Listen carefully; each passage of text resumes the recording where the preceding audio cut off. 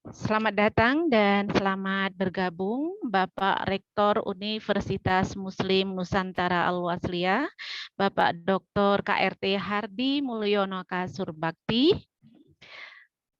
Yang terhormat dan selamat bergabung Profesor Dr. Ibnu Hajar MSI. Yang kami hormati Bapak Wakil Rektor 1 Universitas Muslim Nusantara Al-Wasliyah, Bapak Dr. Firmansyah MSI. Selamat bergabung Bapak. Yang terhormat Bapak Wakil Rektor 2 Universitas Muslim Nusantara Al-Wasliyah, Bapak Dr. Ridwanto MSI. Yang terhormat Bapak Dr. Anwar Sadat Harahap selaku Bapak Wakil Rektor 3 Universitas Muslim Nusantara Al-Wasliyah. Yang kami hormati Bapak Ibu Dekan dan seluruh kepala program studi serta Bapak Ibu dosen di bawah naungan Universitas Muslim Nusantara. Selamat berhadir dan selamat bergabung di ruang virtual webinar kita pada penyusunan panduan Merdeka Belajar Kampus Merdeka MBKM 19 November 2021. Syukur alhamdulillah kita sampaikan kehadirat Allah Subhanahu wa taala atas berkah dan rahmat dari hari ini kita dapat berkumpul dan memperoleh kesempatan untuk menyimak materi yang akan disampaikan oleh Profesor Dr. Ibnu Hajar MSI selaku Kepala LL Dikti Wilayah 1. Baik, Bapak Ibu, kita masuki agenda pertama yaitu menyanyikan lagu Indonesia Raya. Kepada seluruh hadirin, dimohon untuk duduk tegak.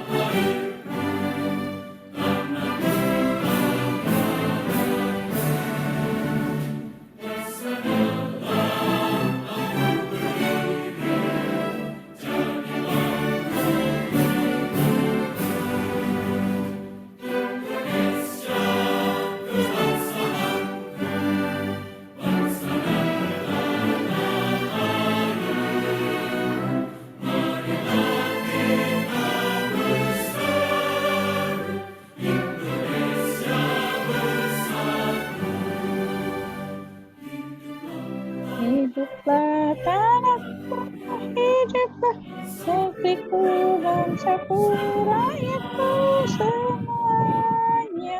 Bangunlah jiwanya, bangunlah badannya.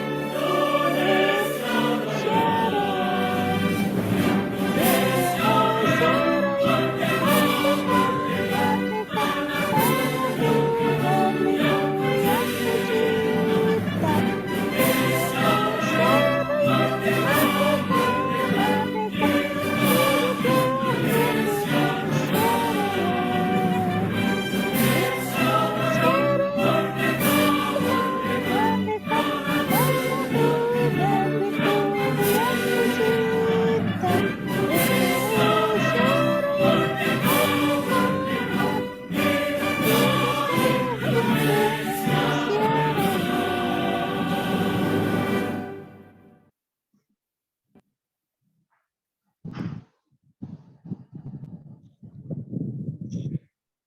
Menyanyikan lagu Mars UMN Al-Wasliyah.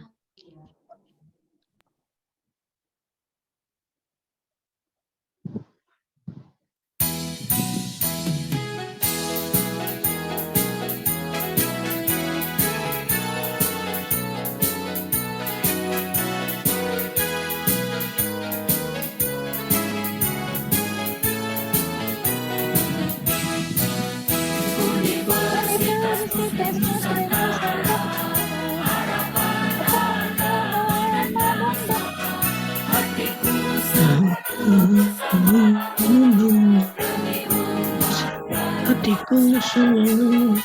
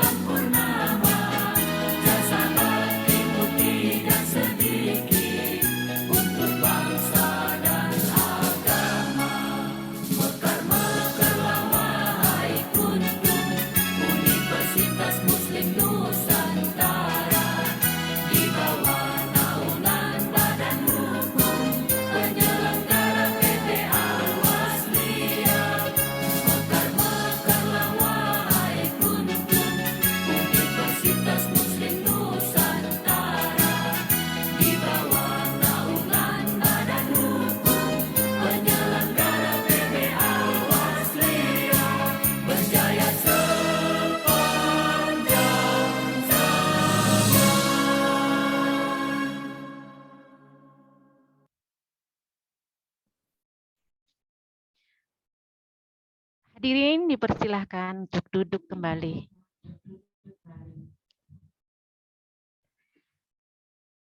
Selanjutnya pembacaan doa yang akan dipimpin oleh Bapak Dr. Andes Hidayat MID. Kepada Bapak, waktu dan tempat kami mohonkan.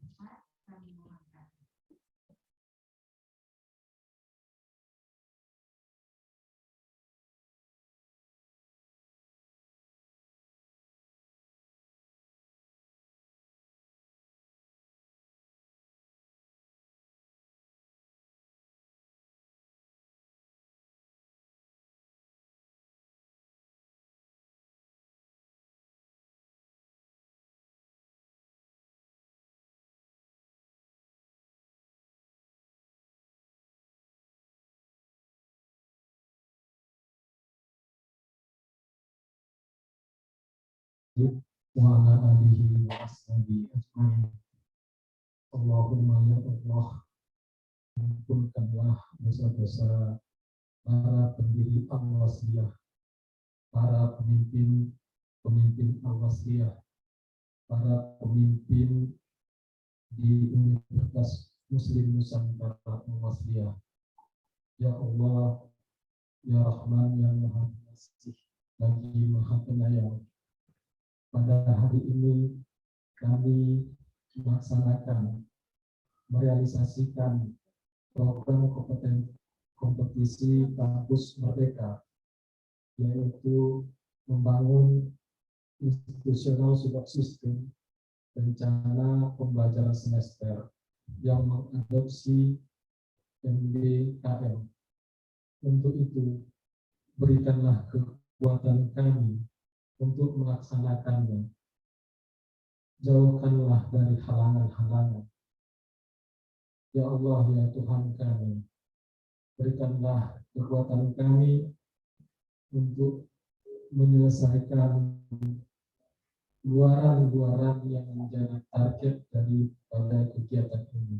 Hanya Engkaulah yang Maha Menolong. Rabbana atina fid dunya hasanah wa fil akhirati hasanah wa qina azabannar. Walhamdulillahi rabbil alamin. Alhamdulillah.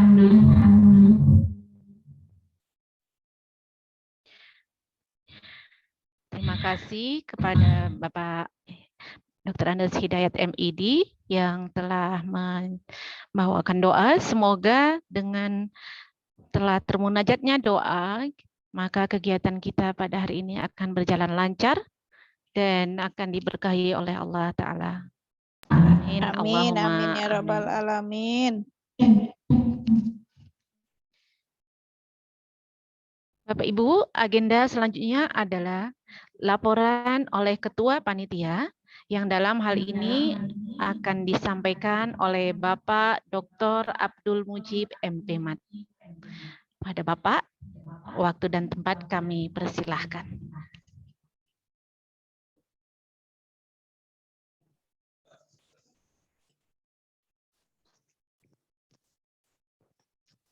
Bismillahirrahmanirrahim. Assalamualaikum warahmatullahi wabarakatuh. Waalaikumsalam warahmatullahi wabarakatuh. Ya ayyuhalladzina amanu hal adullukum ala tijaratin tunjikum min adzabin alim tu'minuna billahi wa rasulihi wa tujahiduna fi sabilillahi bi amwalikum wa anfusikum dzalikum khairul lakum in kuntum ta'lamun. Yang saya hormati kepada Bapak Rektor Universitas Muslim Nusantara Al-Wasliyah, Bapak Dr. KRT Hardi Mulyono Kasurbakti. Yang saya hormati Bapak Wakil Rektor 1, Wakil Rektor 2, dan Wakil Rektor 3 Universitas Muslim Nusantara Al-Wasliyah. Bapak Ibu seluruh dekan Universitas Muslim Nusantara Al-Wasliyah beserta jajarannya, Bapak Ibu Kaprodi Universitas Muslim Nusantara Al-Wasliyah, kemudian Profesor Dr. Ibnu Hajar MSI, Koordinator LLDikti Wilayah 1 Sumatera Utara selaku pembicara utama webinar kita hari ini, dan para peserta webinar dan hadirin sekalian yang saya banggakan. Pertama-tama mari kita panjatkan puji syukur kehadirat Allah SWT, Tuhan yang Maha Pengasih dan Penyayang, karena atas izinnya pada hari ini kita dapat berkumpul bersama-sama, baik secara daring maupun luring, dalam rangka mengikuti webinar series penyusunan panduan MBKM dan penyusunan RPS kurikulum KKNI, mengadopsi MBKM yang mengacu IKU 7, indikator kinerja utama 7, yaitu pembelajaran kooperatif dan partisipatif. Kegiatan ini diadakan oleh Universitas Muslim Nusantara Al-Wasliyah sebagai Institutional Support System, yaitu ISS, dalam rangka program hibah program kompetisi Kampus Merdeka. Salawat serta salam tak lupa senantiasa kita junjungkan kepada junjungan kita baginda Nabi Muhammad SAW, yang telah membawa kita hijrah dari zaman jahiliyah ke zaman yang bermartabat dan berilmu, serta akan selalu kita nantikan syafaatnya di hari akhir kelak. Bapak Ibu peserta webinar yang saya hormati, menindaklanjuti dari Permendikbud yang nomor 3 tahun 2020, yaitu tentang SNPT, bahwa perguruan tinggi pada saat ini wajib memfasilitasi pelaksanaan pemenuhan masa dan beban belajar mahasiswa, salah satunya yaitu hak belajar 3 semester di luar program studi. Oleh karena itu, UMN Al-Wasliyah telah mengeluarkan banyak kebijakan berkaitan dengan program MBKM ini, mulai dari revisi kurikulum, kemudian ada juga kebijakan konversi dan rekognisi, dan termasuk penyusunan panduan MBKM dalam rangka implementasi MBKM ini baik di level fakultas maupun prodi. Dan tidak juga lupa penyusunan RPS juga perlu kita sesuaikan, yang mana pemerintah sudah meluncurkan program IKU ya, yaitu IKU 7. IKU 7 berkaitan dengan pembelajaran kolaboratif dan partisipatif. Untuk mensukseskan webinar series ini, kami menghadirkan 2 narasumber Bapak Ibu sekalian, yaitu Profesor Dr. Ibnu Hajar MSI dan Dr. Elah Nurlailah MSI dari Universitas Pendidikan Indonesia Bandung. Di samping itu, kegiatan webinar ini juga dihadiri oleh dekan, ketua prodi, dan juga dosen-dosen Universitas Muslim Nusantara Al-Wasliyah.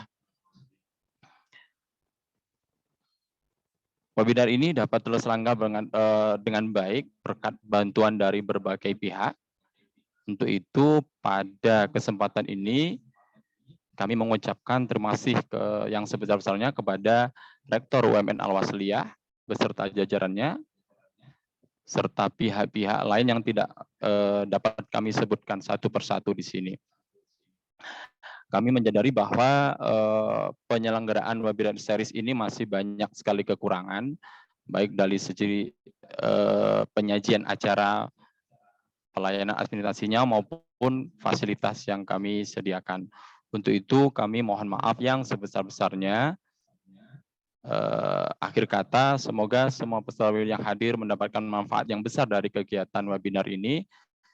Saya akhiri, naslum minallah wa fathun qarib wa basyiril mu'minin. Wassalamualaikum warahmatullahi wabarakatuh.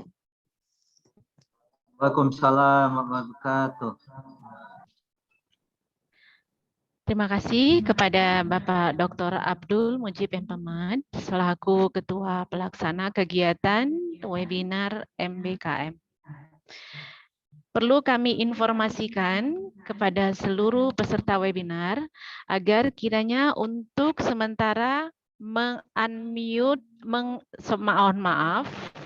untuk memute audio dan mengaktifkan video screen-nya.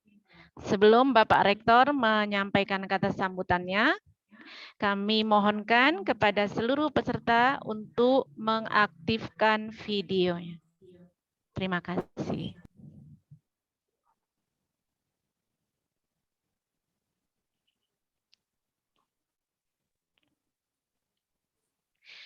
Bismillahirrahmanirrahim. Assalamualaikum warahmatullahi wabarakatuh. Alhamdulillah, Allahumma shalli wa barik ala Sayyidina Muhammad. Ya ayyuhalladzina amanu hal adullukum ala tijaratin tunjikum min azabin alim tu'minuna billahi wa rasulih wa tujahiduna fi sabilillah bi amwalikum wa anfusikum dzalikum khairul lakum in kuntum ta'lamun. Yang terhormat narasumber lokakarya pada hari ini yakni Bapak Profesor Dr. Ibnu Hajar MSI, Ketua L2 Dikti Wilayah 1 Sumatera Utara, Ibu Dr. Nurlailah MSI, dosen Universitas Pendidikan Indonesia, saudara-saudara, para wakil rektor, saudara-saudara dekan, kaprodi, dan peserta webinar yang saya hormati. Alhamdulillah kita semua sehat walafiat pada hari ini bisa melaksanakan pengabdian kita sebagai hamba Allah untuk ikut mencerdaskan bangsa melalui Universitas Muslim Nusantara Al-Wasliyah. Saudara-saudara, kebijakan MBKM dilaksanakan dalam rangka mewujudkan proses pembelajaran di perguruan tinggi yang otonom dan fleksibel sehingga tercipta budaya belajar yang inovatif, tidak mengekang dan sesuai dengan kebutuhan mahasiswa. Kebijakan ini juga bertujuan untuk meningkatkan link and match dengan dunia usaha, dunia industri, dan dunia kerja, serta untuk mengembangkan keilmuan lintas dan transdisiplin. Melalui MBKM, mahasiswa memiliki kesempatan hingga 20 SKS menempuh pembelajaran di luar program studi pada perguruan tinggi yang sama. Dan kesempatan hingga 40 SKS menempuh pembelajaran di luar perguruan tingginya. Saudara-saudara, tahun 2021 ini 5 prodi kita, yakni prodi agribisnis, sastra Inggris, PGSD, pendidikan ekonomi dan manajemen, Universitas Muslim Nusantara Al-Wasliyah, telah memenangkan hibah kerjasama dan implementasi kurikulum MBKM, KSKI, dan 2 prodi lagi, yakni akuntansi dan pendidikan matematika, memperoleh hibah program kompetisi Kampus Merdeka. Oleh karena itu, saudara-saudara, webinar ini penting dilakukan sebagai bentuk penyesuaian kurikulum MBKM dan dukungan bagi program studi yang akan melakukan revisi kurikulum KKNI mengadopsi MBKM. Kegiatan pada hari ini merupakan rangkaian kegiatan series revisi kurikulum KKNI yang mengadopsi MBKM di Universitas Muslim Nusantara Al-Wasliyah.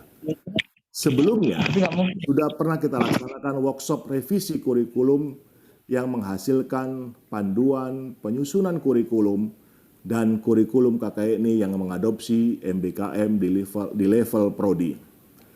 Oleh karenanya, webinar dan lokakarya penyusunan panduan MBKM dan penyusunan RPS yang mengacu IKU 7 atau pembelajaran kolaboratif dan partisipatif diharapkan menghasilkan panduan implementasi MBKM di UMN Al-Wasliyah, yaitu hak belajar 3 semester di luar program studi dan menghasilkan RPS yang mengacu indikator kinerja utama IKU 7, yakni pembelajaran kolaboratif dan partisipatif. Dengan mengucapkan Bismillahirrahmanirrahim, saya, Rektor Universitas Muslim Nusantara Al-Wasliyah, dengan ini secara resmi membuka acara pembukaan lokakarya dan penyusunan panduan MBKM dan RPS yang mengacu IKU 7. Semoga Allah Subhanahu wa Ta'ala memberikan ridhonya kepada kita semua, dan saudara-saudara, kami harapkan untuk serius mengikuti kegiatan ini dengan sebaik-baiknya hingga acara selesai. Terima kasih, mohon maaf, nasrun minallah wa fatun qarib wa basiril mu'minin. Assalamualaikum warahmatullahi wabarakatuh. Waalaikumsalam warahmatullahi wabarakatuh.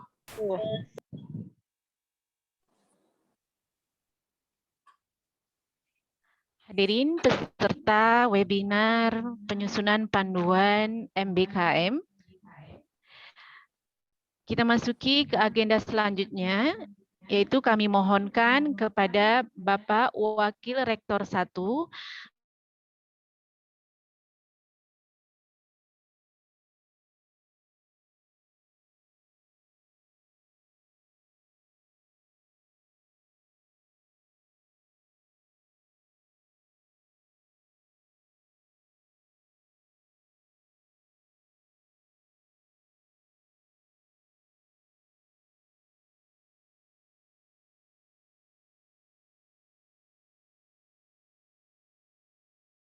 rasulihi wa tujahiduna fi sabilillah bi amwalikum wa anfusikum dzalikum khairul lakum in kuntum ta'lamun. Shadaqallahul azim.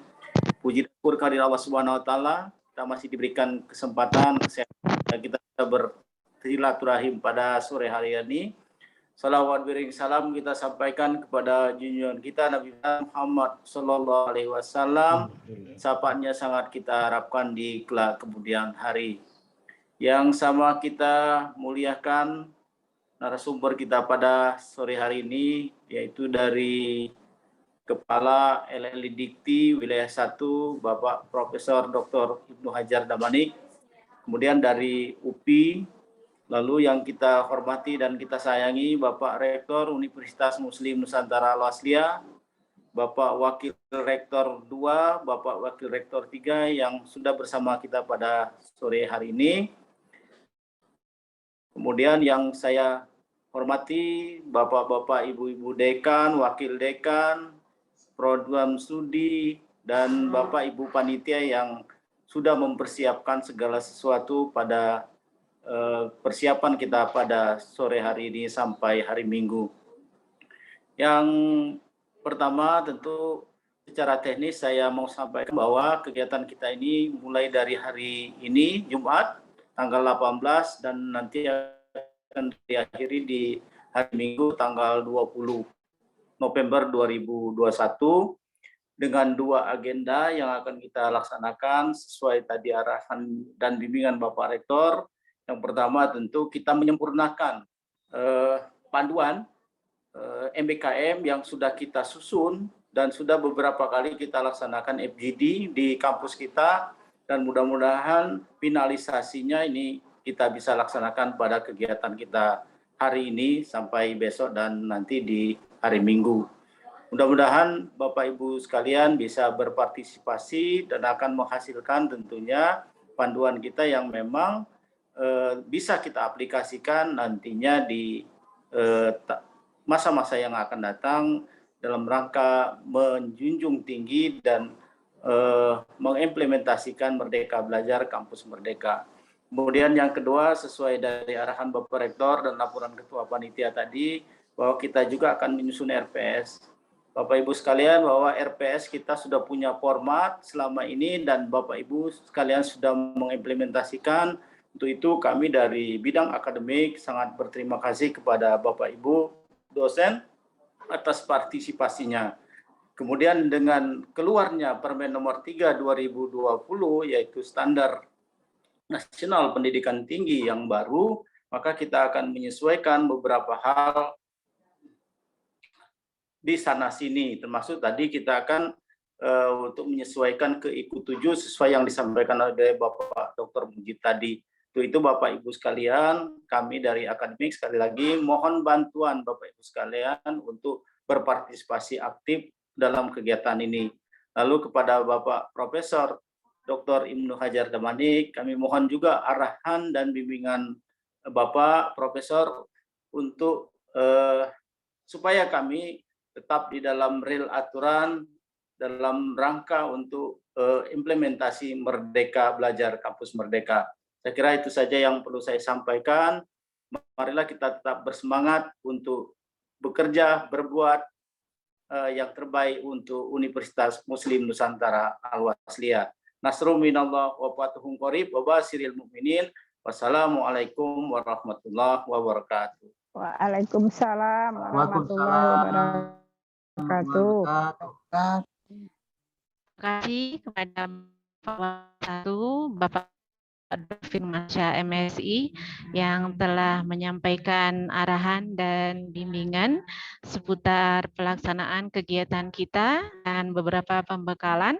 Mudah-mudahan dapat kita pahami dan kita laksanakan dengan sebaik-baiknya, dengan hati ikhlas dan juga dengan penuh semangat. Baiklah Bapak Ibu, langsung saja kita masuki ke agenda materi, yaitu akan dipandu oleh Bapak Dr. Abdul Mujib, MPMAD. Ya, kepada Bapak selaku moderator, waktu dan tempat kami persilahkan. Baik, terima kasih atas waktu dan tempatnya. Pertama, saya ucapkan selamat datang Bapak Profesor Dr. Ibnu Hajar. Selamat datang Pak. Assalamualaikum. Waalaikumsalam warahmatullahi wabarakatuh. Baik, bagaimana kabarnya Pak? Sehat hari ini Pak? Alhamdulillah sehat. Baik. Gimana kawan-kawan semua sehat? Alhamdulillah kami di UMN sehat semua Pak. Sehat. Orang Aceh bilang, kalau orang Aceh bilang mantap, ya kan? Kalau Aceh bilang mantap, gitu ya. Oh mantap. Very good Pak, very good. Ya. Oke, baik Prof. Tidak berpanjang lebar, kita mulai saja sesi webinar kali ini. Mungkin saya akan membacakan profil singkat beliau yang saya himpun dari berbagai media ini, Prof. Mohon maaf kalau ada kesalahan-kesalahan. Ya. Profesor Dr. Ibnu Hajar MSI adalah guru besar sosiologi FIP Unimed. Beliau lahir di Bunut, Asahan, 20 Mei tahun 1963. Pendidikan formal beliau di tingkat SD dan SMP ditamatkan di Bunut Kisaran Asahan, sedangkan tingkat SMA beliau ditamatkan di Tanjung Balai. Kemudian untuk tingkat sarjana S1 beliau tamatkan pada program studi administrasi pendidikan di IKIP Medan. Selanjutnya program magister S2 dan program doktor beliau tamatkan dari Unpad Bandung dalam program studi sosiologi. Tidak bisa kita pungkiri pengalaman kerja beliau sudah sangat luar biasa di berbagai posisi. Beliau lalui dengan hasil yang sangat baik. Dan saat ini beliau menjabat sebagai Kepala Lembaga Layanan Pendidikan Tinggi Wilayah 1 Sumatera Utara.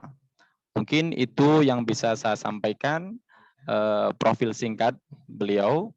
Selanjutnya waktu dan tempat saya persilahkan kepada Profesor Ibnu Hajar MSI.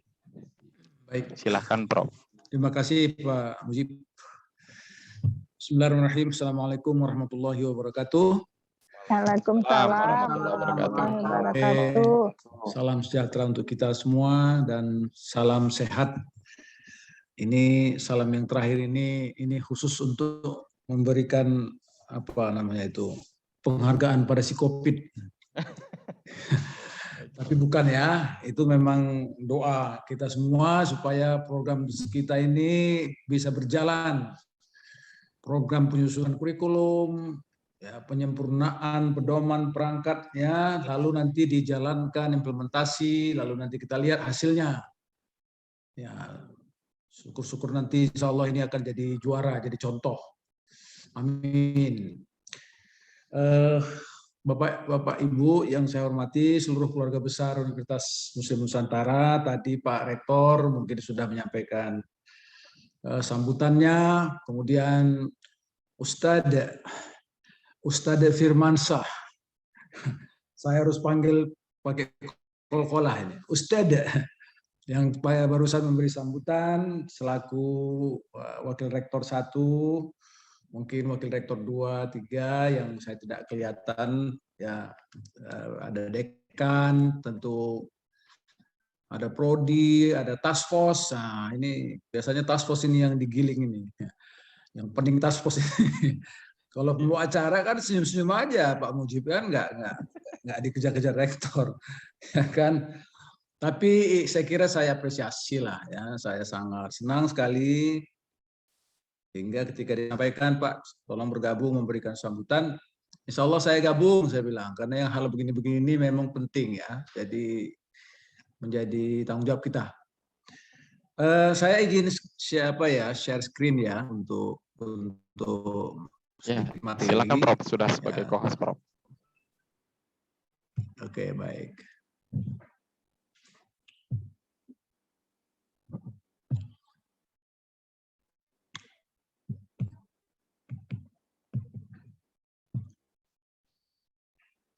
Oke, saya sebagaimana juga diberitahukan ke kantor, diminta untuk share atau berbagi tentang bagaimana MBKM ini kita implementasi.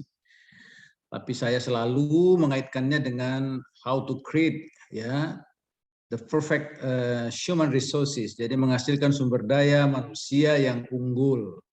Saya kira itulah menjadi mimpi kita semua. Jadi dia laksanakannya acara ini karena memang UMN ini akan merancang sebuah skema layanan pendidikan untuk menghasilkan sumber daya manusia yang unggul. Kalau nggak unggul Pak nanti nggak dipakai nanti. Ya, jadi mimpinya semua ini unggul nih. Ya, jadi mulai dengan programnya unggul, semangatnya unggul, lalu nanti ya programnya bisa kita implementasikan secara unggul juga. Nah, Bapak dan Ibu, kenapa ini penting ya? Saya kira ini fakta saja ini. Kita sekarang dalam sebuah transisi besar. Ya, reformasi sudah lewat, tapi sekarang transisi. Orang-orang semua sosial itu suka agak-agak keren bahasanya, transisi, reformasi, macam-macam gitulah ya kan. Jadi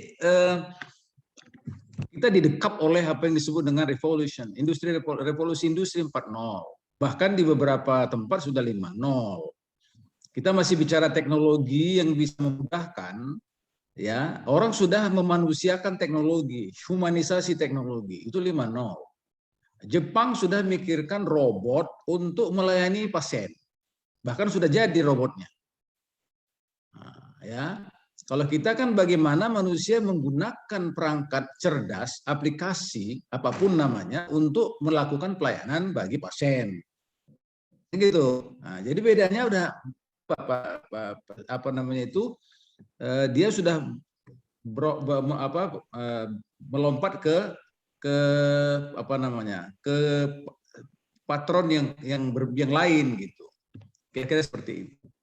Nah, di mana-mana sekarang sistem transaksi dan interaksi kita sudah pakai digital.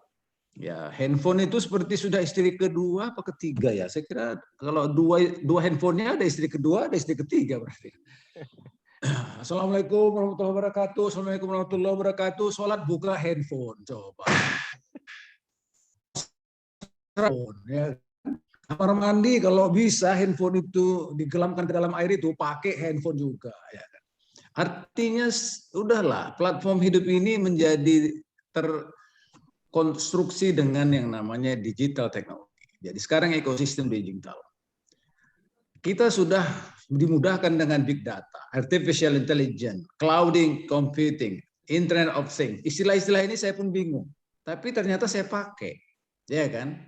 Tanpa saya beritahu, Pak Mujib udah dapat data saya, coba. Lahir di Bunut, di mana, itu semuanya perfect, Pak. Saya kasih Bapak nilai 89 lah. 90 Terima kasih, Prof. Itu karena Bapak lihai, bahasa kampung saya itu lihai gitu ya kan. Kawan lihai itu ligat. Dapat dia kan di mana-mana, big data. Saya nggak bisa ngelak lagi. Ya kan? Saya barusan lupa. Ya, di sistem di kepala ini. Nama kawan pun lupa. Di mana saya tanya? Di big data, di handphone, di aplikasi. Ya kan, kalau saya ketik Abdul Mujib, keluar Pak, Bapak jangan main-main. Iya. Betul, Prof. Iya, Pak. Nah, itulah dia sekarang ini. Jadi apapun yang mau kita dapatkan di dunia ini sekarang, pegang saja HP ini. Ya kan? Beli makanan, GoFood. Beli tiket, kayak Access. Tiket hotel, Airbnb. Apalagi coba? Bayar hutang, BNI Mobile. Bayar cicilan Mandiri. Apalagi coba? Nah, ini yang harus kita setting ya. Ini kok nggak nyambung dengan tinggi dulu. Ekosistem hari ini ada dalam apa yang disebut dengan ekosistem devices, network, application, human. Nggak ada lagi yang kita tidak lagi menggunakan ini. Nah, kedepannya di era sekarang dan kedepannya inilah yang mau kita persiapkan anak-anak kita berada dalam suasana seperti ini. Jadi yang kita mau jadikan itu apa? Global knowledge skill. Jadi lagi ya, knowledge skill, global knowledge skill. Tapi semangatnya itu apa? Digital. Nah, Bapak Ibu, saya menggambarkan ini ketika kalau ada seminar supaya kita juga paham. Jangan nanti alumni kita itu bagian dari yang ini, yang dijelaskan ini. Apa yang disebut dengan demographic dividend atau demographic disaster. Kalau demographic dividend itu bagi untung, dividen itu kan bonus. Demografi. Tapi kalau disaster itu musibah. Kecelakaan ini. Penduduk kita pada era 2030 yang itu 9 tahun lagi, yang itu kita siapkan dari bagian mahasiswa kita. Mahasiswa kita itu kan hari ini tamat 45 tahun lagi, lalu dia menyongsong 2030, masuklah dia ke dalam trap ini. 65%, Pak. Usia 1564, itulah dia yang kita bina sekarang. Kalau ada 297 juta, itu artinya apa? Kira-kira 190 juta itu akan menjadi demographic dividend. Tapi kalau salah kita nyetelnya, ini masalah ini, Pak. Kalau tak jelas kompetensi, profil kompetensinya mau Bapak lahirkan dari prodi apapun, akan jadi demographic disaster, Pak. Bapak Ibu, saya kira janganlah kita menjadi pencipta masalah, kan? Saya kira enggak lah.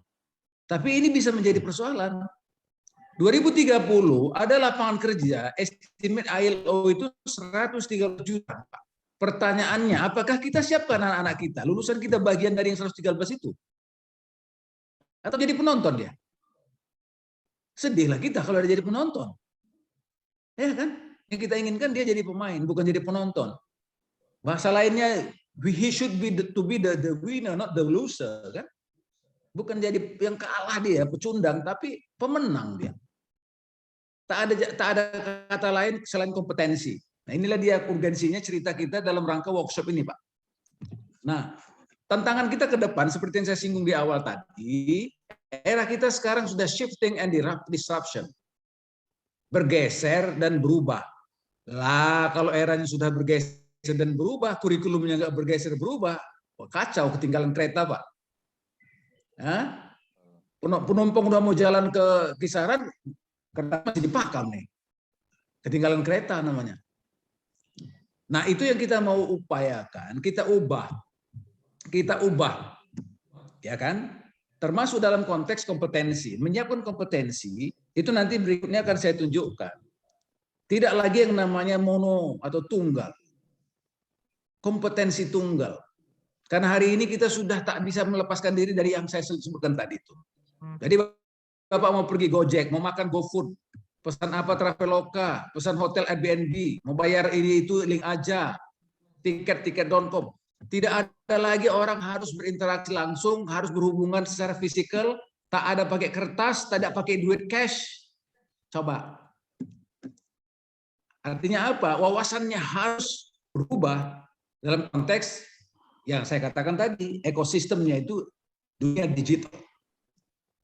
Ditambah COVID, Pak. Ini saya nggak mau ceritakan ini, tapi tak terpaksa diceritakan karena apa? Tak tahu kita apakah dia akan selesai setahun ini, 2 tahun ini. Kita jaga-jaga. Kadang-kadang jadi curiga pula ini. Kawan datang ini, kawan saya ini virus pula ini gitu kan. Tapi bukan urusan itunya. Kita tidak bisa lagi seluasnya, sebebas-bebasnya untuk bisa melakukan aktivitas. Maka itu yang saya katakan pola interaksinya berubah. Bapak Ibu, tantangan apa yang harus kita pikirkan? Tren dunia kerja, itu satu.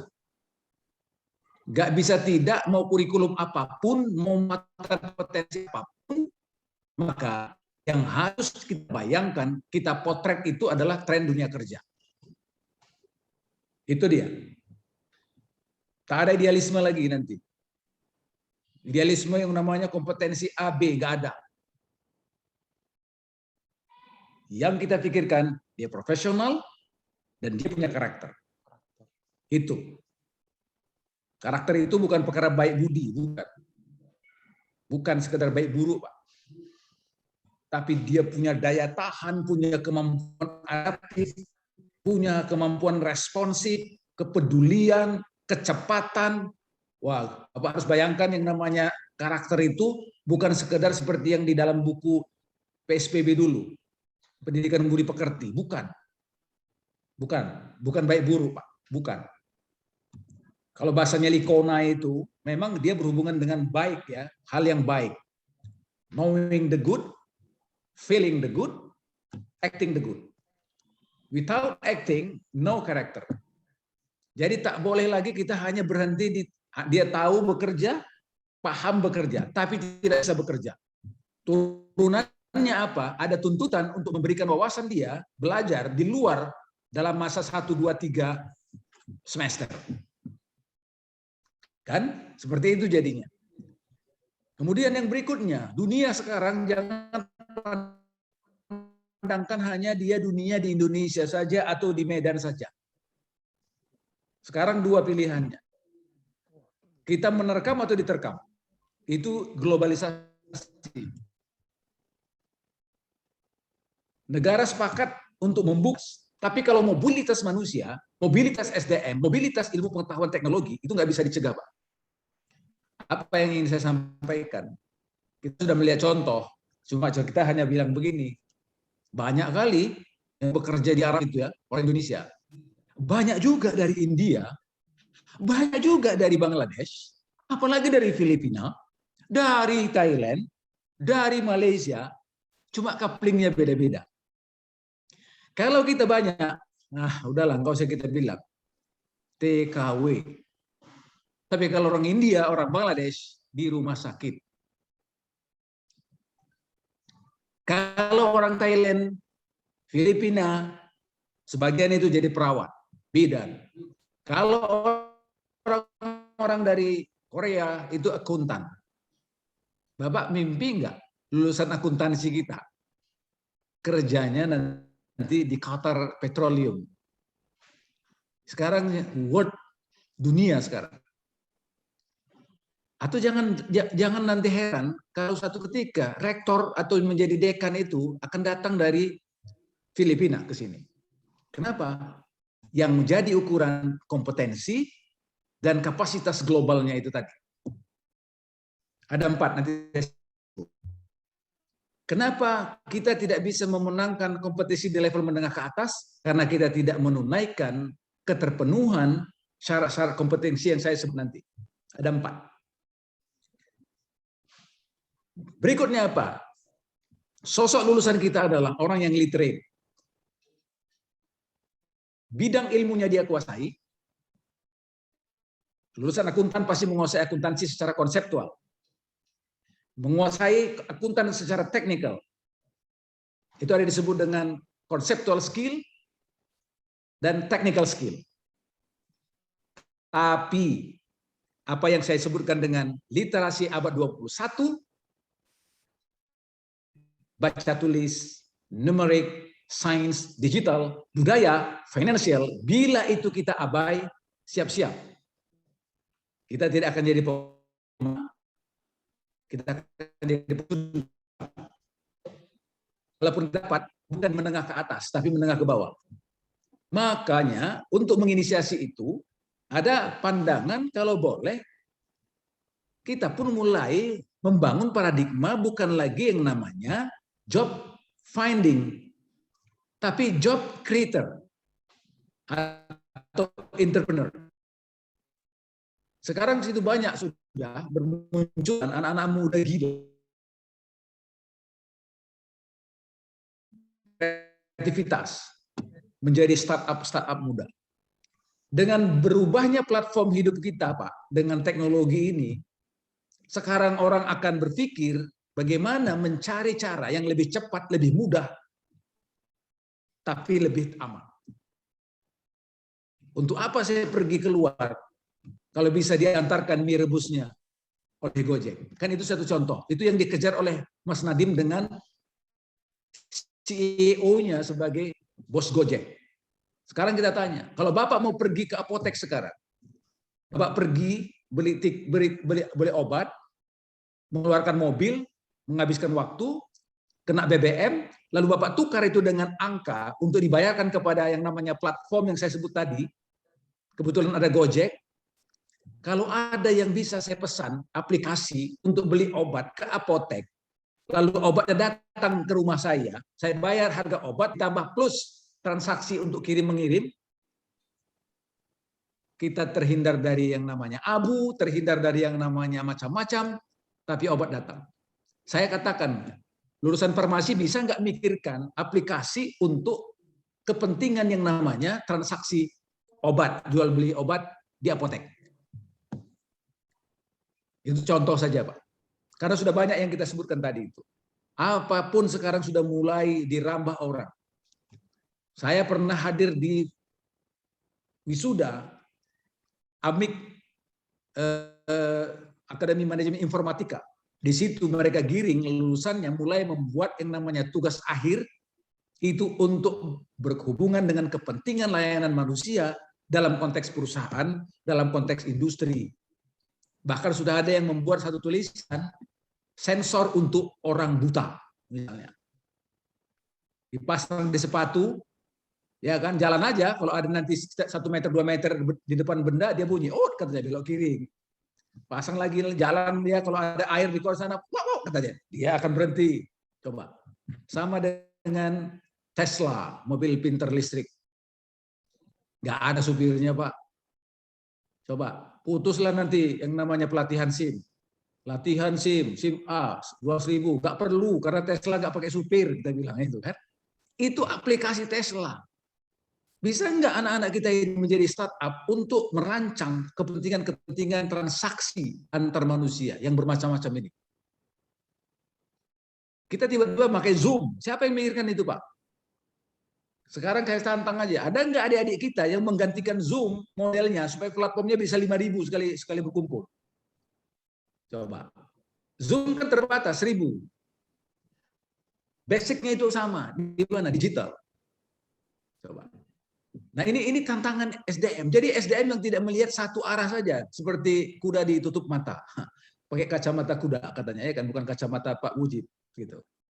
Kalau kacamata Pak Mujib bisa nengok kemana-mana kan. Nah jangan begitu. Kita jadikan anak-anak kita ini widening, ya, lebar gitu nih ya. Nah inilah tantangan SDM, Pak.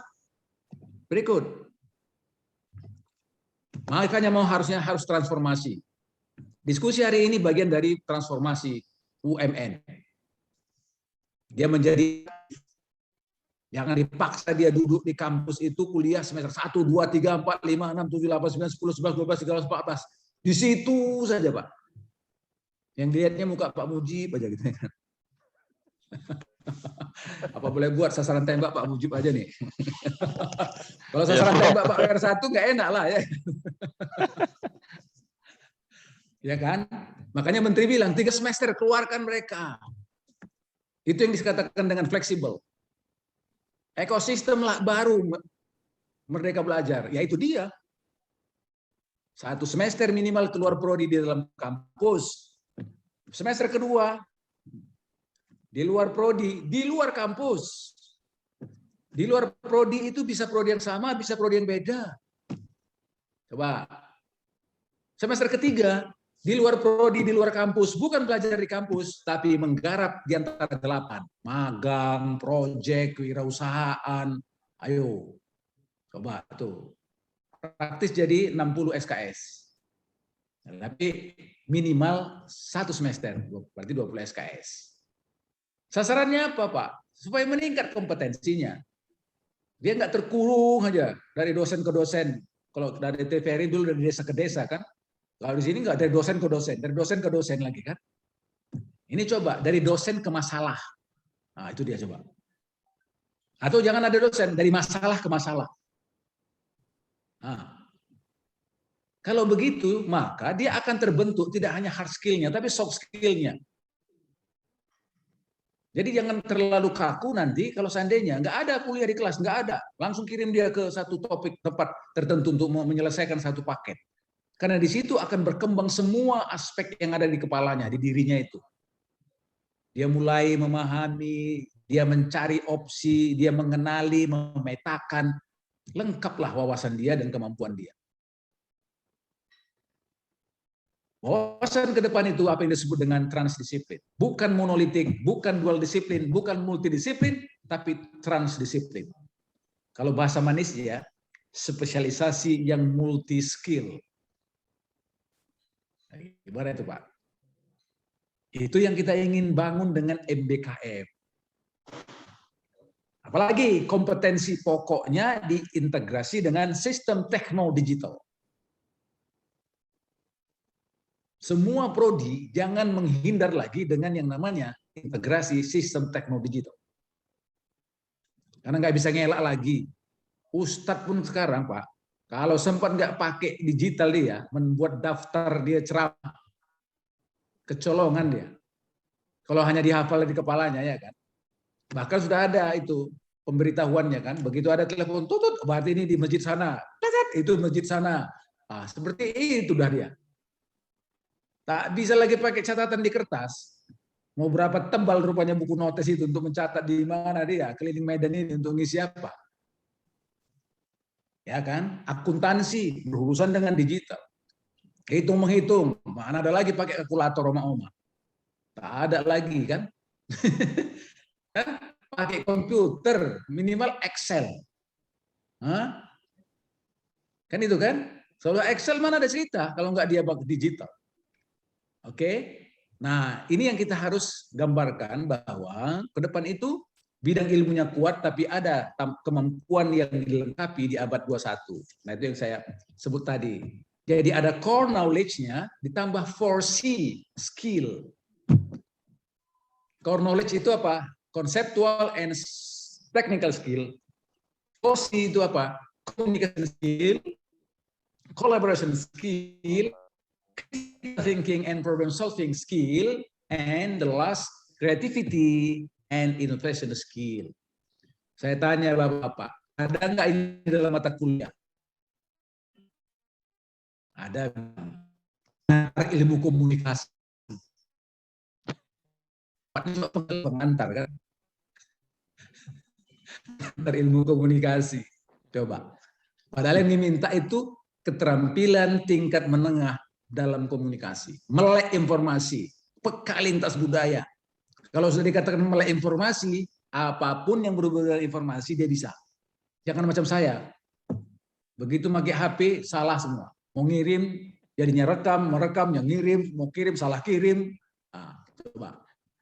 Kan kita pakai ini semua nih Pak, saya pegang nih Pak. Ya kan? Tapi ini hanya saya pakai untuk telepon sama untuk WA. Coba. Begitu sudah mulai ngirim bahan kuliah, mendownload, salah terus Pak.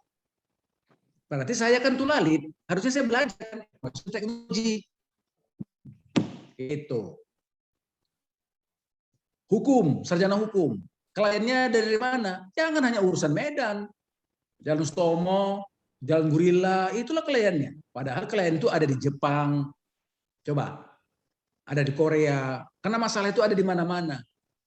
Jadi melek informasi dan melek komunikasi. Informasi itu berhubungan dengan kemampuan berbahasa. Jangan bahasa Indonesia saja, Pak. Kalau lulusan kita mau kerja di Jepang, ajari bahasa Jepang. Kalau mau kerjanya di Arab, ada kemampuan bahasa Arab. Coba. Itu namanya mempersiapkan go internasional. Yang kita katakan di depan tadi. Kemampuan membangun jaringan. Sekarang tidak masanya lagi bermain sendiri. Anak-anak kita yang banyak sukses di Jakarta itu karena mereka bekerja sama. Termasuk contoh menteri kita pun karena mereka bekerja sama itu dengan teman-teman. Ya kan? Dengan berbagai latar belakang bidang yang berbeda, itu menjadikan bertemu dalam satu ide gagasan yang sama. Itu bisa. Critical skill dan problem solving skill, keterampilan teknis memecahkan masalah. Kedepannya atau dalam prakteknya, pekerjaan-pekerjaan atau dunia kerja yang menerima calon-calon kita. Saya kebetulan pernah melihat pelepasan calon perawat ke Jepang. Saya tanya, kamu diuji pakai apa? Di testing Pak. Testing apa? Testing wawancara. Ditanya apa? Tidak ditanya, IP kamu berapa? Enggak. Kamu dari mana? Enggak ditanya. Tapi dia disodorkan kepada sebuah situasi di mana ada masalah, dia diminta untuk memberikan opsi pemecahan masalah. Nah, jadi sepertinya bukan lagi teoretikal semua, tapi kemampuan mengaktualisasikan keilmuan dalam konteks pemecahan masalah. Yang keempat, creativity dan innovation. Nah, ini yang menjadi dasar fundamental, 3 di atasnya, bahkan 2 yang saya sebutkan di atas sebelumnya.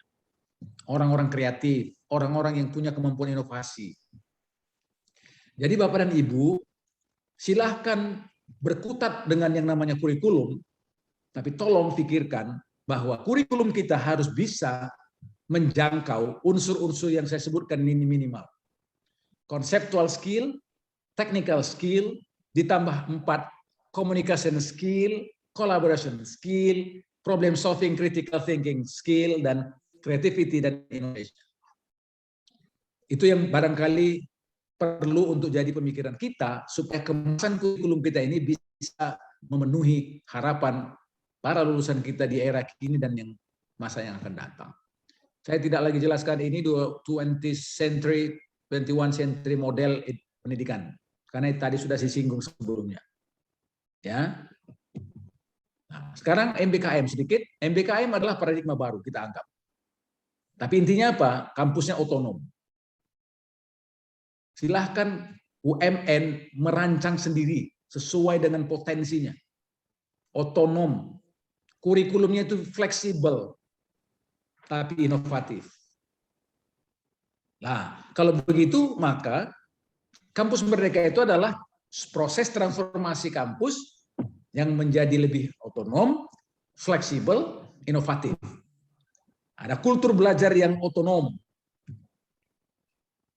Anak-anak mahasiswa dengan peluang 3 semester itu dipersilahkan untuk memilih dia mau berkembang ke arah mana. Karena prinsip apa? Prinsip yang kita sebut dengan multiple tadi atau transdisiplin tadi, dia kuat di core ilmunya, tapi dia juga punya kapasitas karena dia punya wawasan belajar di luar sesuai dengan peminatan dia. Nanti ada kolom, ada tempat, ada semester di mana dia akan berkesempatan untuk mengembangkan dirinya sesuai dengan minatnya, sesuai dengan potensinya. Itulah yang kita sebut atau yang saya sebut dengan lulusan yang multi talenta. Multi talenta. Nah, saya kira ini sudah biasa kita tahu bagaimana pokok-pokok kampus Merdeka, kan? Nah, implementasinya sekarang bagaimana? Ini juga sudah disampaikan dalam beberapa banyak momen, banyak situasi, banyak pertemuan atau media. Itu disebutkan bahwa MBKM itu hak siswa, hak belajar 3 semester di luar prodi. Jadi kalau sudah namanya hak, jangan dibatasi, Pak. Kita beri ruang. Salah satu indikator kinerja kampus oleh kementerian adalah implementasi MB. Tolong, Pak. Salah satu IKU yang berkaitan dengan ini itu IKU nomor 3. Berapa persen mahasiswa yang sudah mengikuti belajar di luar kampus selama di antara 3 semester minimal 1 semester. Dalam ketetapan kementerian, IKU itu akan diukur dengan bobot kira-kira 30%. Jadi kalau ada mahasiswanya itu 5.000, berarti harusnya 1.500 mahasiswa itu sudah mengikuti program MBKM. Minimal 1 semester. Nah, itu yang diminta oleh kementerian. Karena indikator suksesnya kampus itu dengan indikator kinerja utama. Ada IKU. Nah, tentu untuk bisa dilakukan, maka harus ada ekosistem yang dibangun di kampus. Saya kira mulai dengan penataan kurikulum oke. Tapi nggak bisa enggak. Ini harus ada network. Iya, Pak. Network itu antar mana? Antar prodi, antar fakultas, bahkan antar universitas. Kan konsepnya kan sejak begitu rumit kita memahaminya. Beri kesempatan belajar di luar prodinya, tapi di dalam kampus. Contoh, akuntansi. Kedepannya, termasuk akuntansi, nggak bisa tidak mereka harus memahami, menguasai IT. Karena transaksi akuntansi pun sekarang sudah menggunakan IT. Kalau begitu, mesti kita persiapkan kompetensi di bidang IT. Kalau begitu, paling tidak dia harus berkesempatan kuliah di program teknologi informasi.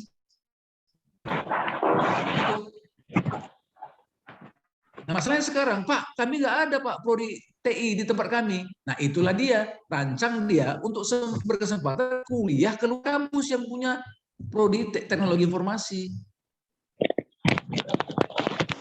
Kira-kira seperti itu, Bapak Ibu. Jadi sasarannya apa? Sasarannya adalah profil yang kita ingin tamatkan. Ke depan itu tidak mungkin lagi semua bidang keilmuan tidak menggunakan yang namanya IT. Kalau begitu, sepertinya kan nggak ada dalam kurikulum kalau yang namanya prodi hukum misalnya. Contoh saja hukum.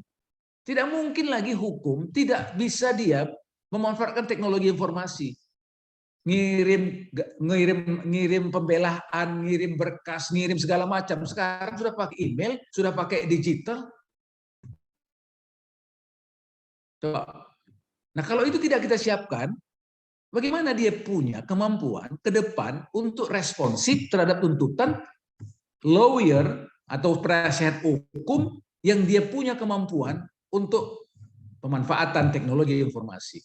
Inilah dasar sehingga perlu dimunculkan pembentukan kompetensi pada mahasiswa yang belajar di hukum untuk mengikuti apa? IT. Bapak mau itu di mana? Kalau ada IT, ada TI-nya ada di kampus, dia buat kesempatan belajar di situ, di prodi yang di dalam kampus. Tapi kalau tak ada di kampus kita program TI, di mana? Oh, ada tetangga sebelah, misalnya UMN. UMN ini tetangganya siapa misalnya? Ada WISU. WISU punya TI, punya. Langsung dekatkan prodi hukum di sini dengan prodi di hukum, ada apa namanya? TI di WISU, langsung buat kesepakatan kerjasama. Mahasiswa belajar di sana. Berapa SKS? 4 SKS, 6 SKS. Itu satu contoh saja. Jadi bergerak dari apa yang kita ingin bentuk dari calon lulusan kita di prodi kita ini, itu yang disebut dengan profil. Maka harus digambarlah nanti, Pak, setiap prodi kita ini mau jadi apa. Dia jadi apa profilnya itu. Nah, dari profil itu kompetensi apa yang harus kita siapkan. Nah, jadi mau tidak mau, 3 semester ini sudah nggak bisa ditawar, semester depan itu harus jalan, Pak. Harus jalan, Pak. Kalau semester ini belum, kemarin Mas Nadiem datang ketika dia menghadiri kegiatan mahasiswa, kan di USU itu, dia bilang, oke lah, saya mungkin bisa pahami kalau sebelumnya ini, tapi mulai semester depan tidak bisa tidak. Semua prodi, mau prodi apapun dia, harus menjalankan yang namanya 3 semester ini. Minimal 1 semester. Jadi udah momennya cocok ini, Pak. Kita semua sudah menyiapkan pedoman MBKM kita, kurikulum kita, insya Allah semester depan ini bisa jalan. Sebetulnya dalam Permen 3 itu sudah nampak, Pak. Ya, itu sudah jelas disebutkan. Pembelajaran dalam program studi lain pada PT yang sama, pembelajaran prodi yang sama pada PT yang berbeda, pembelajaran prodi yang berbeda pada PT yang berbeda, atau pembelajaran pada prodi atau non PT. Jadi yang D ini itu adalah kegiatan yang 8 macam, magang, ya kan, proyek desa, kewirausahaan desa, KKN tematik, mengajar di sekolah, cari bidang-bidang yang relevan untuk memberikan penguatan dalam pembentukan kompetensi lulusan kita, seperti atau sesuai dengan profil yang kita sudah buat dan kita gambar tadi. Nah, siapa yang menetapkan? Kampus masing-masing, Pak. Karena memang ini kembali kepada sifat otonomnya itu. Lalu apa? Di bawah bimbingan dosen. Dalam diskusi yang saya pernah dengar atau sering dengar, banyak dosen komplain. Kalau dibikin kurikulum MBKM ini, hilang mata kuliah saya, Pak. Ujung-ujungnya itu SKS. Karena itu kan SKS ini kan sebagai anggota dari asosiasi kan. Asosiasi dosen gitu kan. Asosiasi dosen pemburu SKS. Nah, gitu kira-kira. Sorry, maaf ini guyon. Jangan pernah khawatir kalau SKS-nya hilang, BKD-nya hilang, tidak. Di poin 5 yang saya sebut itu di bawah bimbingan. Bapak ngajar di kelas, satu kelas itu dengan 3 SKS, 40 mahasiswa, berapa BKD-nya? Udah, nggak usah dijawab, tahu sendiri ngitungnya. Tapi kalau ada 50-40 mahasiswa dikirim ke beberapa tempat, dosennya jadi banyak, membimbingnya jadi ada 5, satu lokasi 5, satu lokasi, berapa itu jadinya? Lebih banyak lagi, Pak. Hah? Berapa Pak Mujib? Banyak kan? Lebih banyak dari ngajar, Prof. Jadi bukan urusan kita mengajar tatap muka di kelas hilang jamnya, enggak loh. Justru persoalannya jadi berbeda. Dosen itu membimbing 5 orang, membimbing 1 orang, bobotnya sama. Dibandingkan dia ngajar satu kelas isinya 30 orang. Di bawah bimbingan dosen. Nah, ada ketentuan memang di Permen ini itu hanya berlaku bagi perguruan tinggi akademik. Yang non akademik, terutama kesehatan itu nggak berlaku. Tapi kemarin Menteri bilang tak jadi masalah karena dokter pun sekarang pakai IT juga. Ya kan? Di rumah sakit sekarang sudah IT semua. Jadi kalau dokternya nggak bisa IT, kacau. Oke. Bapak Ibu, saya teruskan sedikit lagi. Ketentuan yang lain apa? Harus difasilitasi oleh perguruan tinggi. Ini poin 2 tadi. Ya. Nah, yang lainnya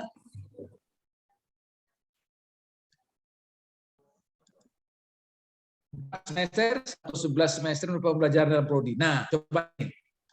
Dari 8 semester, Pak, ternyata cukup 4 semester dia di dalam prodinya. Coba. Wah, gawat ini kata Pak Mujib. Kuliah aku hilang. 4 semester di dalam, 3 semester itu keluar, 1 itu menyelesaikan studi. Tugas akhir. Fleksibel jadi kurikulumnya, Pak.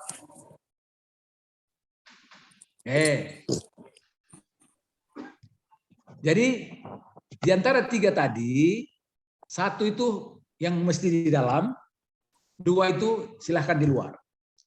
Yang di dalam prodi kampus sendiri itu prodinya beda.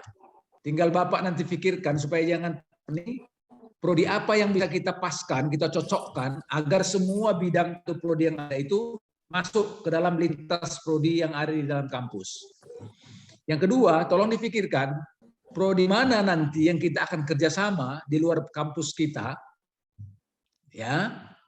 Berarti antar rektor punya MOU, dekan punya MOA, antar prodi punya MOA untuk melaksanakan 2 semester di luar kampus kita.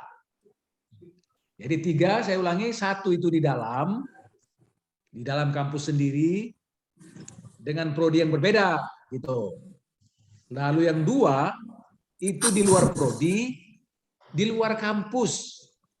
Di luar prodi itu bisa prodinya sama atau prodinya beda. Gitu. Ya, yang 1, yang ketiga itu praktis, itu tidak di dalam kampus. Magang di proyek, ya, di BUMN, dia ke desa, buat program desa, proyek desa dan sebagainya. Lihat yang 8 itu. Nah, ini dia Pak, magang, proyek desa, mengajar, pertukaran pelajar, penelitian, kegiatan wirausaha, studi proyek, atau proyek kemanusiaan. Penjelasannya kira-kira seperti ini. Contoh magang di perusahaan, yayasan laba, organisasi multilateral, institusi pemerintah, tapi dia wajib dibimbing oleh dosen. Disinilah beban kerja dosen BKD-nya tidak jadi masalah lagi. Karena seperti yang saya sampaikan tadi, mengajar dalam 1 mata kuliah itu dihitung cuma 2 SKS atau 3 SKS, 1 semester. Tapi kalau Bapak membimbing masih dalam kategori A, pendidikan pengajaran, 5 orang udah cukup. Mau 2 orang pun udah cukup. Jadi apa dasarnya kehilangan SKS? Tidak ada yang hilang. Gitu kira-kira. Proyek desa sama. Bisa dia ke mana desa terpencil, membangun infrastruktur, kalau dia teknik sipil, aplikasi keilmuan teknik sipil dalam perbaikan jalan di desa X. Nah, bisa seperti itu, dikonversi menjadi beban SKS. Pertukaran pelajar, mau dalam negeri maupun luar negeri. Tapi jangan jalan-jalan, pertukaran pelajar itu mendatangi prodi yang beda atau prodi yang sama tapi yang asal. Itu Bapak Ibu. Lalu ada research, ada penelitian. Sama juga. Anak-anak diarahkan untuk melakukan kegiatan yang berhubungan dengan research. Dia bisa menghasilkan satu kajian atau temuan yang sesuai dengan masalah yang dia hadapi, dia temui di wilayah yang dia teliti, di desa, di kota. Tapi ada pembimbing juga sama.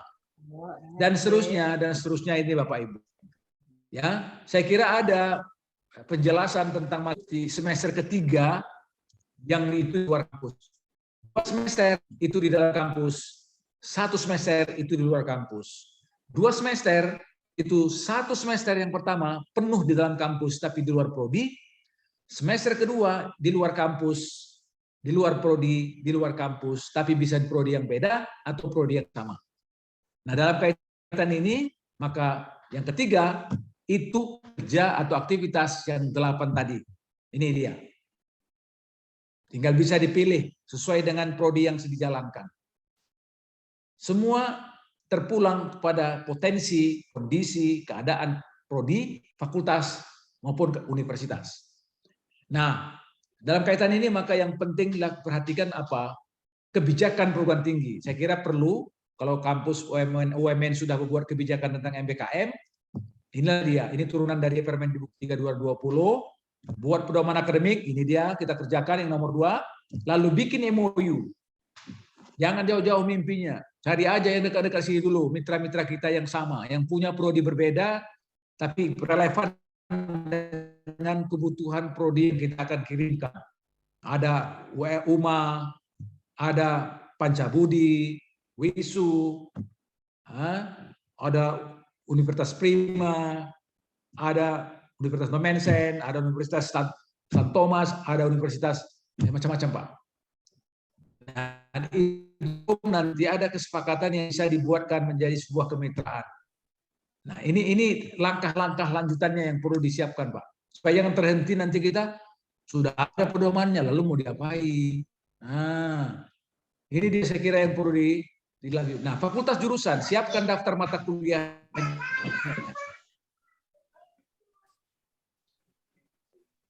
Buat analisis kurikulumnya, Pak. Profilnya seperti apa. Nah, ini ada contoh nanti saya bikin bagaimana simulasinya. Siapkan dokumen MOU dengan mitra. Prodi dengan prodi, dekan dengan dekan. Oke. Lalu apa lagi? Prodi, susun kurikulum, petakan tadi seperti tadi, profilnya, lalu tebarkan kompetensinya apa saja, lalu apa muatan yang diperlukan, core-nya apa, pengalaman belajarnya apa. Lalu di mana itu dilakukan. Fasilitasi mahasiswa yang mau belajar, mau ikut lintas prodi, tawarkan mata kuliah yang diambil di luar prodi, ya, lakukan ekuivalensi kegiatan belajar yang ada dari luar. Nah, ada pertanyaan kemarin, bagaimana kami membuat bobotnya, Pak? Apa namanya, Pak? Wah, ini apalah arti sebuah nama nih, kata si Ebit, ya kan? Ya. Semester 5 itu saya selalu mengatakan bikin saja payungnya MBKM 1. Semester 6 MBKM 2, semester 7 MBKM 3. Semester 5 20 SKS. Apa kegiatannya? Oh, ini mata kuliah. Berarti mata kuliah misalnya hukum ekonomi di mana? Di Fakultas Hukum. Karena itu di dalam kampus. Apalagi? Oh, kemampuan dalam bidang IT. Berarti teknologi informasi 4 SKS. Hukum ekonomi 4 SKS, sudah 8. Misalnya.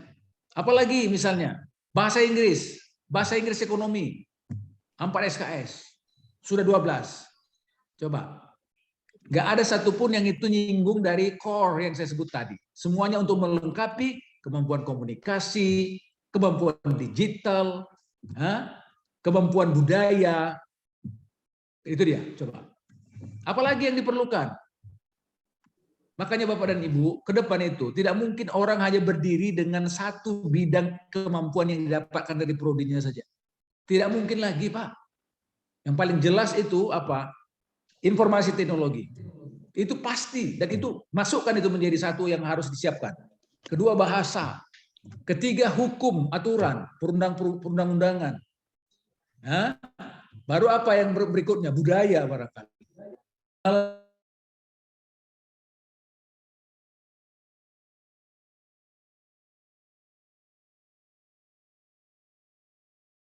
Itu MBKM 1. MBKM 2. Tentang apa? Analisis kasus akuntansi.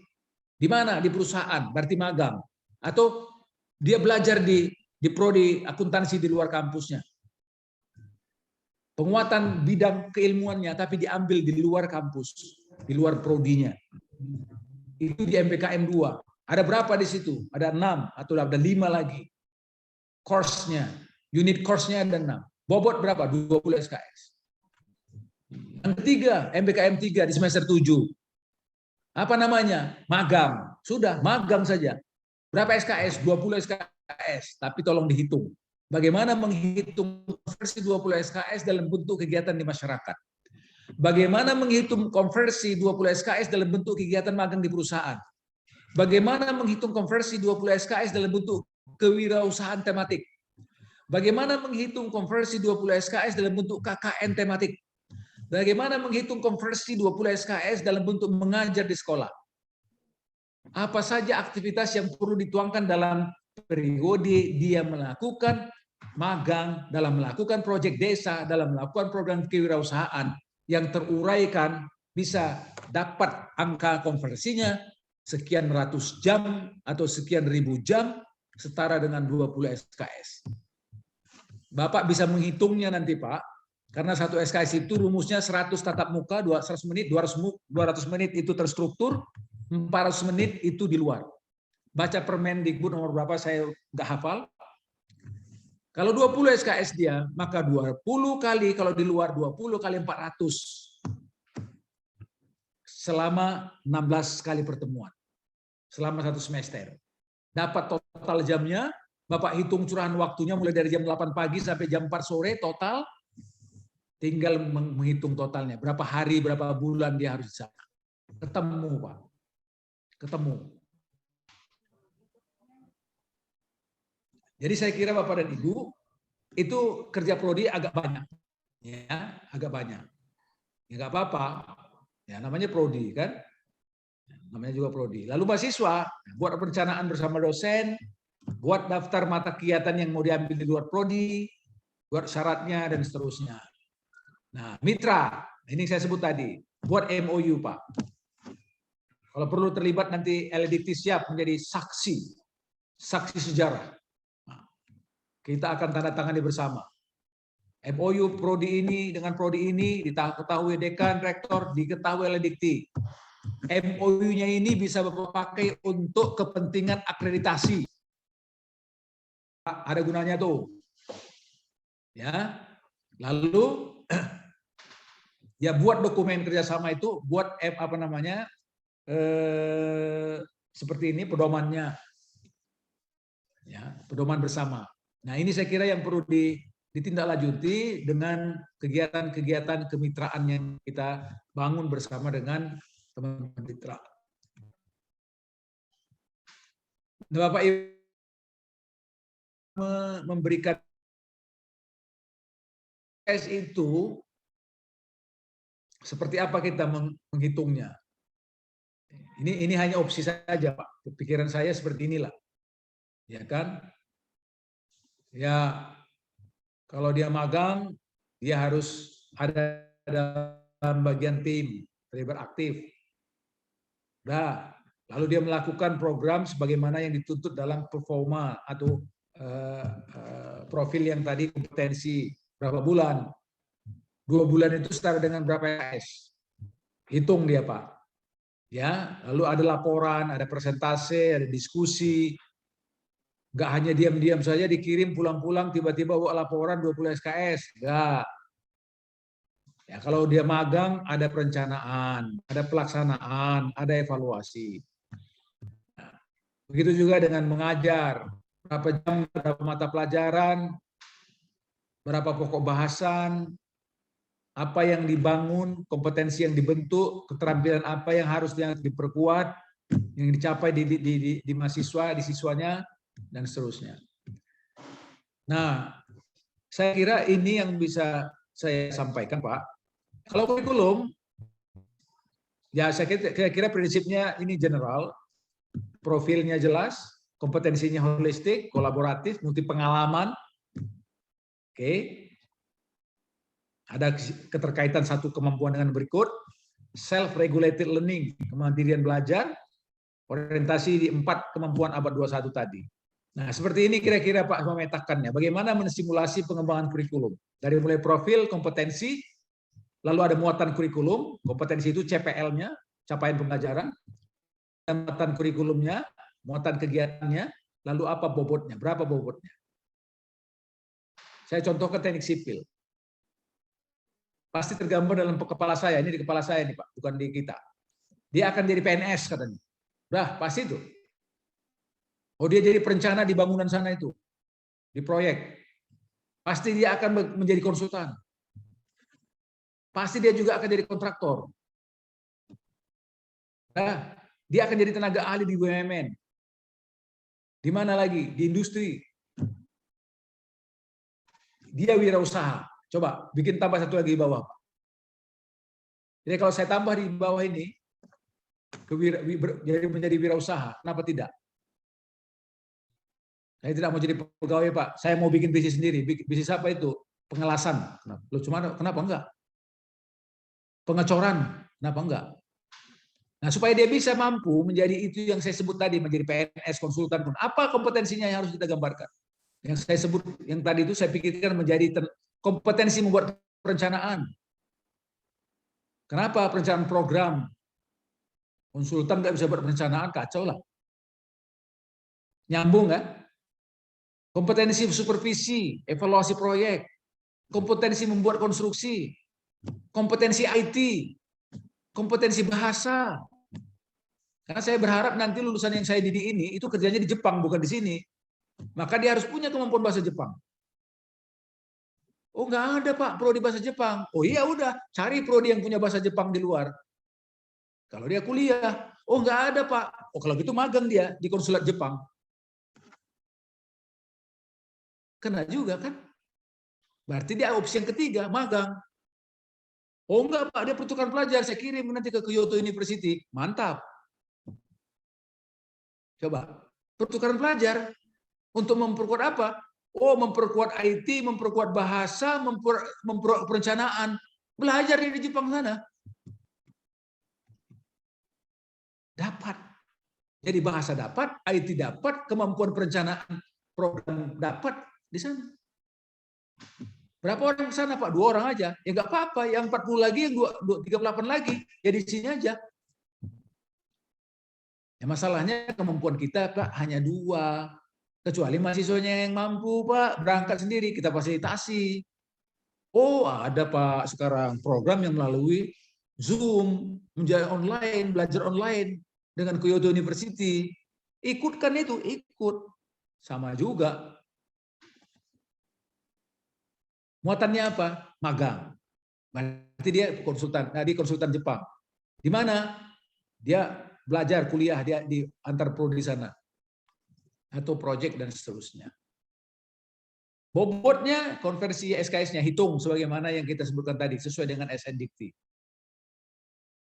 Nah, ini teknik sipil. Ini agroteknologi, Pak. Saya hanya membayang-bayangkan aja nih. Agroteknologi jadi PNS, tenaga perencana, manajer, konsultan perkebunan, pelaku bisnis, hortikultur dan perkebunan. Coba, sudah multi nih, saya persiapkan ini. Multi nih udah Pak. Supaya dia bisa menjawab profil ini, maka kompetensinya juga multi. Sama, IT ada, bahasa ada. Ya kan? Kemarin ada guyonan begini. Kalau gitu belajar agama juga Pak? Iya, saya bilang. Karena teknologi ini berurusan dengan hama juga kan.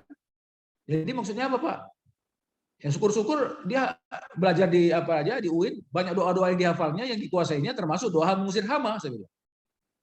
Jadi nggak perlu pakai alat, nggak perlu pakai obat, nggak perlu pakai ini, pakai doa saja. Itu guyon dari kawan-kawan dari apa kemarin dari agama. Betul juga saya bilang.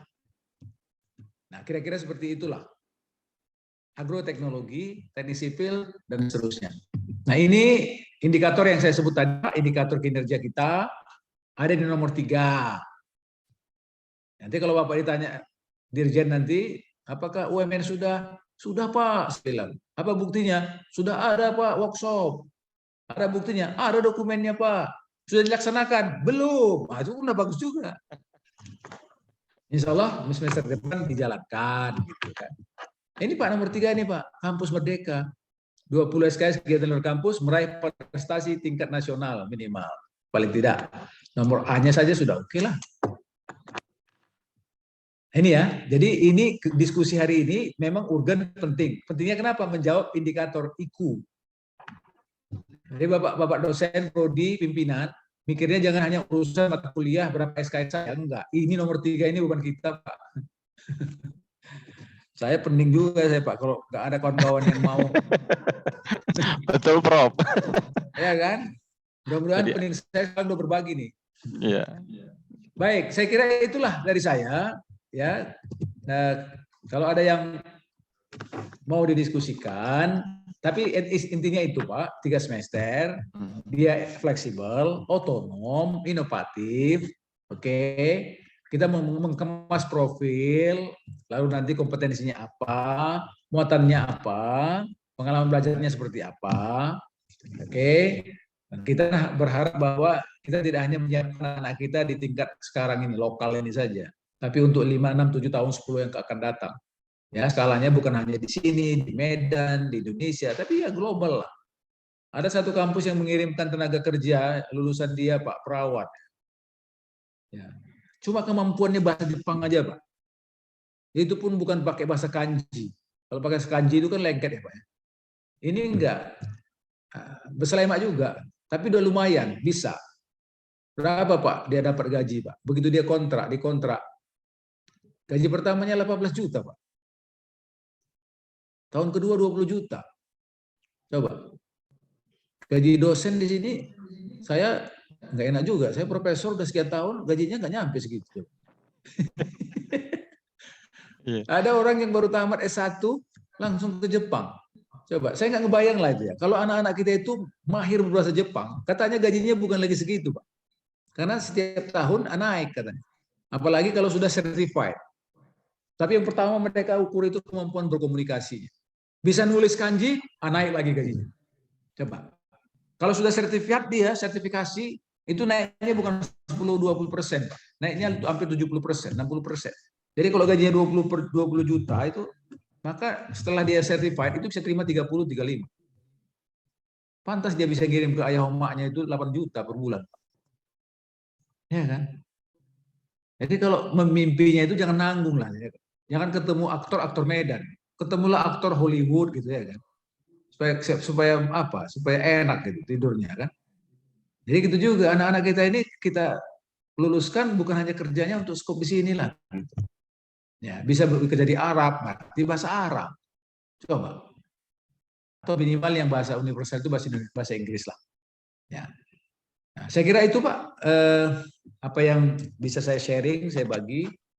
Saya tidak tahu apakah ini akan bisa menjawab kebutuhan kita, bisa memenuhi harapan kita. Tapi paling tidak apa yang saya pikirkan, apa yang selama ini jadi gagasan kita di Aldikti, dimanapun saya bicara BKM, saya pasti sampaikan seperti ini. Yang penting pertama mindsetnya kita ubah, lalu sepakat kita untuk merancangnya, lalu yang berikutnya sepakat kita mengerjakan.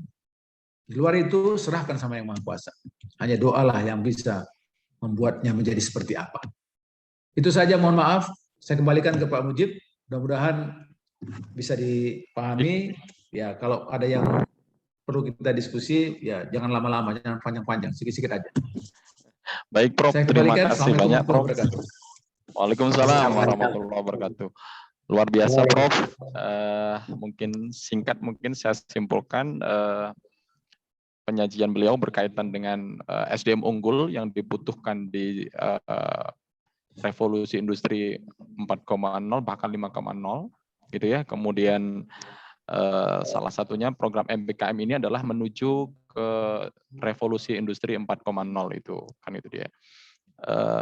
Luar biasa Prof, kita mendapatkan ilmu-ilmu baru, tambahan ilmu baru berkaitan dengan MBKM ini.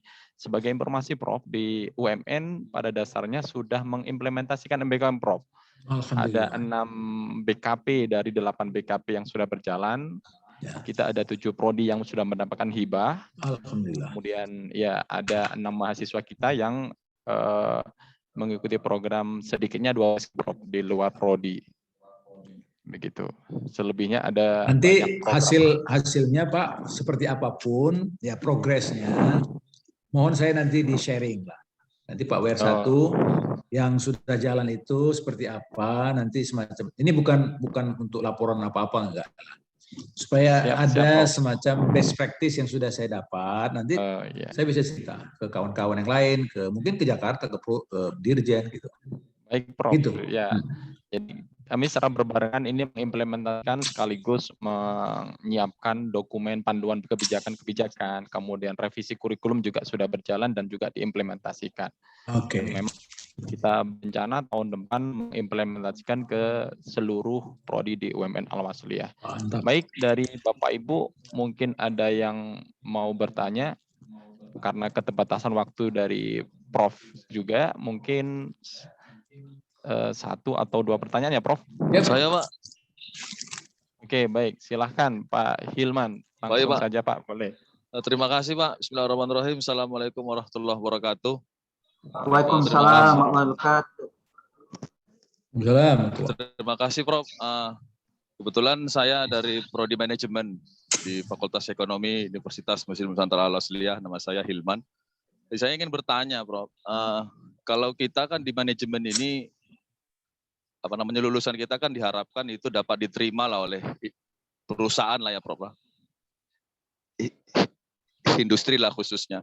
Kalau menurut saran Prof, berapa persen yang harus kami lakukan kerjasama dengan dunia industri supaya memang kami kan nanti bisa membuat istilahnya rumusan-rumusan cara belajar mahasiswa itu yang dekat kaitannya dengan dunia industri. Mungkin itu, Prof. Terima kasih. Saya kembalikan. Baik. Kalau dikatakan berapa persen tadi, berapa persen industrinya? Coba Iya, berapa persen dengan perusahaannya? Oh ya, berapa banyak perusahaan gitu ya? Yang pertanyaannya ke situ ya. Ya, saya tidak ingin mengatakan jumlah seberapa banyak. Pertama itu. Yang kedua, saya juga tidak bisa mengatakan kalau makin banyak itu makin bagus. Atau sebaliknya, kalau sedikit nggak bagus. Tidak. Yang penting menurut saya adalah ketepatan tempat yang dipilih itu benar-benar gayut, nyambung dengan tuntutan, profil, atau kompetensi yang kita bentuk. Itu, Pak. Keberterimaan nanti dia bekerja pun, itu seberapa tepat, seberapa akurat Bapak bisa menghimpun dari mitra-mitra perusahaan tentang potret tenaga kerja yang mereka butuhkan sekarang dan ke depan. Oleh karenanya Bapak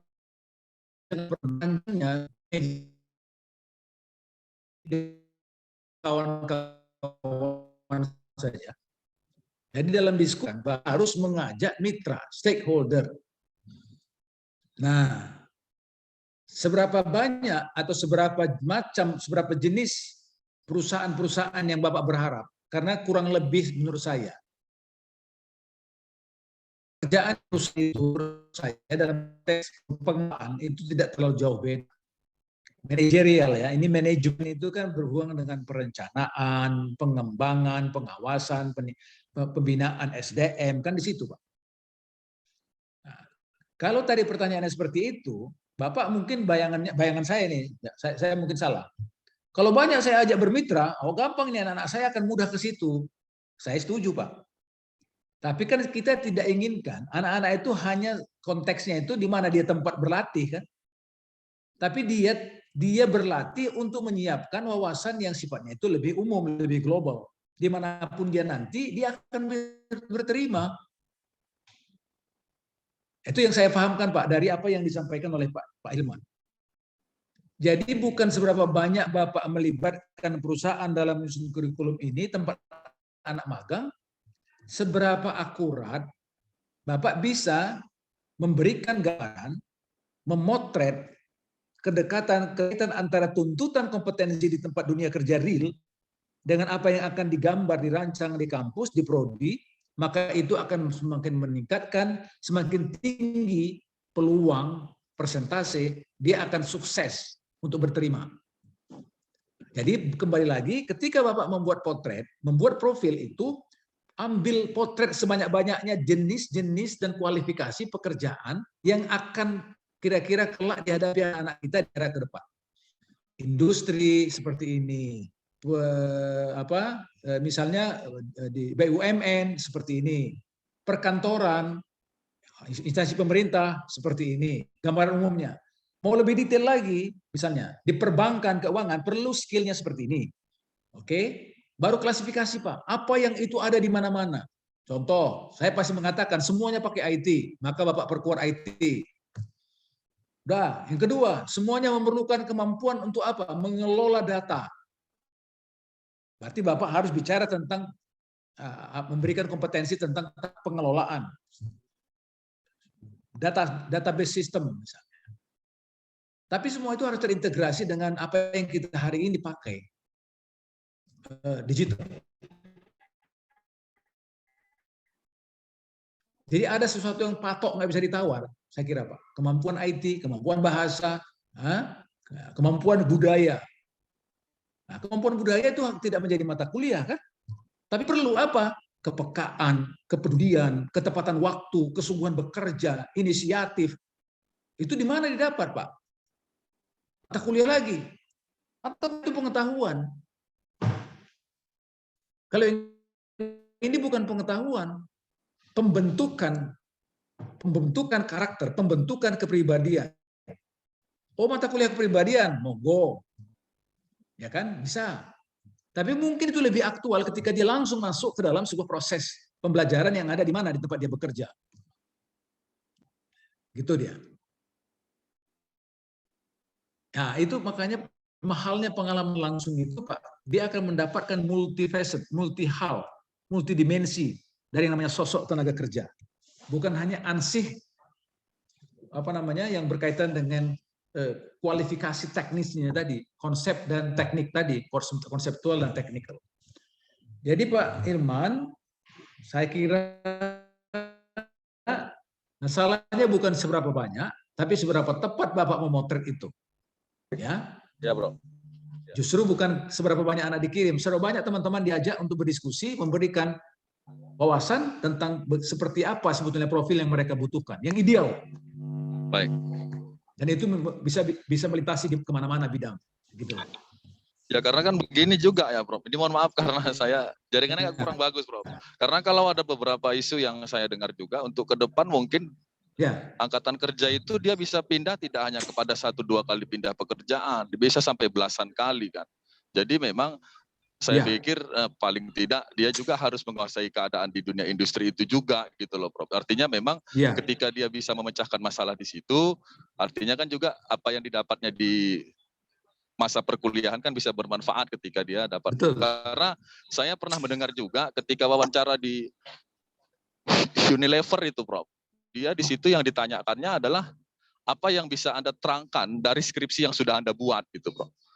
Jadi memang artinya dia minta hasil dari yang dipahaminya berdasarkan apa yang dipahaminya sehingga dia bisa menerapkan di dunia industri tersebut begitu. Mungkin itu, Bro. Betul, saya setuju, Pak. Justru apa yang Bapak sebut tadi, di antara yang tadi Bapak sebut itu ada satu yang saya garis bawahi, kemampuan memecahkan masalah. Siap. Itu nggak ada urusan Pak, mau di Unilever, mau di apa, di mana ya industri yang di Semanggi itu Pak ya banyak ya sekarang kan. Itu memang persoalannya di situ. Jadi keterampilan memecahkan masalah itu menjadi universal. Jadi kita jangan masuk ke hal-hal yang spesifik menurut saya. Jadi spesifik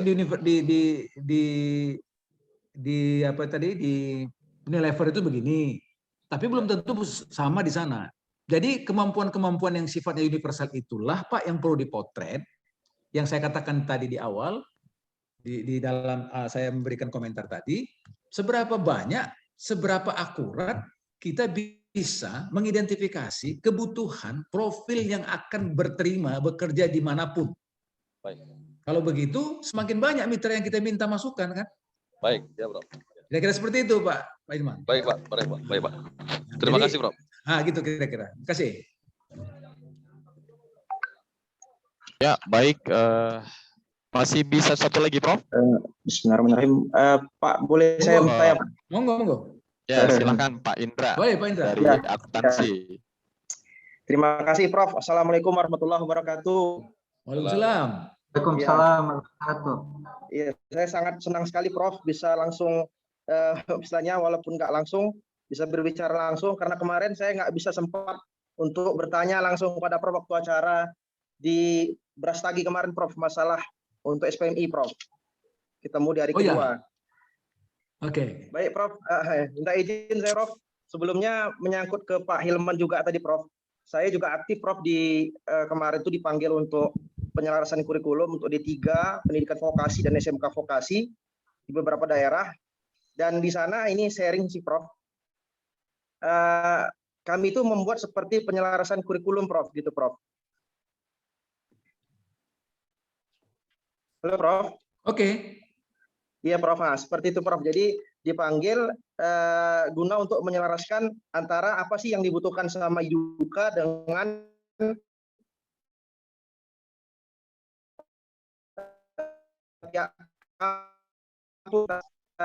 apa yang disiapkan oleh edukasi kan kampus itu memang sesuai dengan karena kan yang diharapkan sekarang di 2024 itu sangat mengharapkan sekali SDM yang begitu ya, Prof. Ya.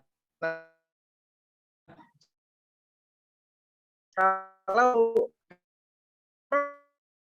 kita hari ini workshop ini itu ya kan melakukan penyelarasan itu satu. Yang kedua, analisis kebutuhan. Ini dia harus dilakukan. Jadi profil itu tidak mungkin kita bisa buat kalau tidak ada analisis kebutuhan. Dua. Analisis kebutuhan itu jangan dibayang-bayangkan, Pak. Jangan diproyeksikan, jangan. Panggil teman-teman kita, minta masukan dari teman kita. Tidak bisa langsung kasih angket. Di antara peta kompetensi ini, mana yang paling dipentingkan? Orang itu cukup cek saja, ini. Udah, berarti kita lakukan semacam pemetaan, mapping. Terus terang, Pak, kalau nggak ada, artinya yang kita punya yang selama ini, nggak nyambung dengan yang dikasih teman, buang aja, Pak, itu, Pak, yang kita punya itu. Itu ekstrimnya tuh. Iya, Prof. Ekstrim tuh begitu. Tapi begini, ada orang nanti, itu kan mata kuliahku, matilah aku, nggak ada. Balik lagi kan diskusi yang awal tadi. Jangan khawatir dengan BKD mata kuliah. Jauh lebih besar bobot menjadi pembimbing, itu kan? Kalau ngajar itu 40 orang, 2 SKS, berapa BKD-nya? 1 semester. Tapi kalau membimbing 3 orang, sama juga kan? Membimbing 3 orang. Kalau dia bimbing iya, jumlah itu yang dilihat kalau membimbing. Jadi balik tadi, betul analisis kebutuhan. Minta masukan dari partner kita gitu. Makanya saya bilang tadi dengan Pak Ilman bukan seberapa banyak Bapak mengirimkan prakteknya ke tempat mana, tapi seberapa banyak Bapak mendapat potret dari teman-teman mitra ini. Semakin mantap, semakin akurat profil kita itu profil yang universal. Kalau sudah terbentuk, nggak usah khawatir. Bahasanya oke, IT-nya oke. Nggak hanya kerja di Unilever di Semangke, Unilever yang langsung nanti di Amerika, di India. Karena ketika saya ke India, yang saya lihat begitu, Pak. Itu mereka siapkan anak-anaknya dengan global capacity tadi. Jadi anak-anak itu bekerja di mana? Bekerja di Apple, tapi di Amerika. Ada bekerja di Valley. Ilmunya sama. Ilmu yang di India dengan yang di Amerika sama. Bedanya apa? Konteksnya, kematangan pribadinya, kesiapan kerjanya. Berarti karakter dong. Ya kan? Communication skill, collaboration skill, problem solving skill, creativity. Ketika ditanya, kamu bisa mecahkan apa ketika ini dalam konteks tesis kamu? Itu inovasi dan kreativitas ditambah dengan problem solving skill. Gitu, Pak. Jadi benar udah Pak Indra, analisis kebutuhan, bikin dia penyelarasan. Inilah dia hari ini. Udah benar nih. Gitu. Terima kasih. Baik, terima kasih, Prof. Baik Bapak Ibu, karena keterbatasan waktu juga, itu Prof juga yang sangat padat dengan kegiatan yang lain. Mungkin Bapak Ibu mungkin masih banyak yang ingin bertanya berkaitan dengan kegiatan MBKM ini. Memang polemiknya masih banyak, Pak. Problem-problem ketika mengimplementasikan ini tidak mudah, gitu ya. Bagaimana kita sinkron, artinya bekerja sama dengan dunia industri dan dunia usaha ini juga tidak gampang, begitu ya. Jadi belum lagi teknis, hal-hal teknis, bahkan bagaikan keuangannya juga ini juga menjadi problem besar, Prof. Jadi tetap kita semangat Bapak Ibu sekalian untuk mengimplementasikan, mudah-mudahan tahun depan UMN 100% bisa mengimplementasikan MBKM ini di seluruh prodinya begitu. Baik Prof, saya pikir sudah sangat cukup sekali. Saya sebagai moderator mungkin sedikit kita bisa. Ya Prof. Sebelum. Jadi ada dua kata mudah dan sulit. Saya balik-balik aja itu. Jadi yang sulit itu dipermudah. Jangan yang mudah itu yang dipersulit gitu. Iya. Yang sulit itu dibikin mudah. Jangan yang mudah jadi dibikin sulit gitu. Syukron Prof. Syukron. Oke. Kita nikmatin prosesnya ya Prof. Yang itu siapa yang menjadi mudah gitu ya Prof yang sulit ini. Baik. Oke, baik Bapak Ibu, mungkin izin saya. Ya, Syukron, Prof. terima kasih banyak Prof atas waktunya dan sharing diskusinya, luar biasa sekali. Pak Fauzi. Ya, insyaallah kami terima kasih Prof. Memperbaiki sistem. Waalaikumsalam warahmatullahi wabarakatuh. Baik Bapak Ibu, mungkin untuk selanjutnya saya kembalikan lagi ke pembawa acaranya, kepada Ibu Waryati, saya persilahkan. Saya akhiri, Assalamualaikum warahmatullahi wabarakatuh. Waalaikumsalam. Terima kasih Pak Mujib. Waalaikumsalam warahmatullahi wabarakatuh. Waalaikumsalam warahmatullahi wabarakatuh. Sungguh sebuah diskusi yang sangat luar biasa. Kami dari seluruh panitia dan peserta dari Universitas Muslim Nusantara Al-Wasliyah mengucapkan ribuan terima kasih atas keluangan waktu dan ilmu yang begitu bermanfaat dan begitu membuka pemikiran kami bagi para akademisi dan Universitas Muslim Nusantara Al-Wasliyah dalam mempersiapkan kurikulum dan pengembangan kualitas sesuai dengan program yang telah diberikan oleh kementerian.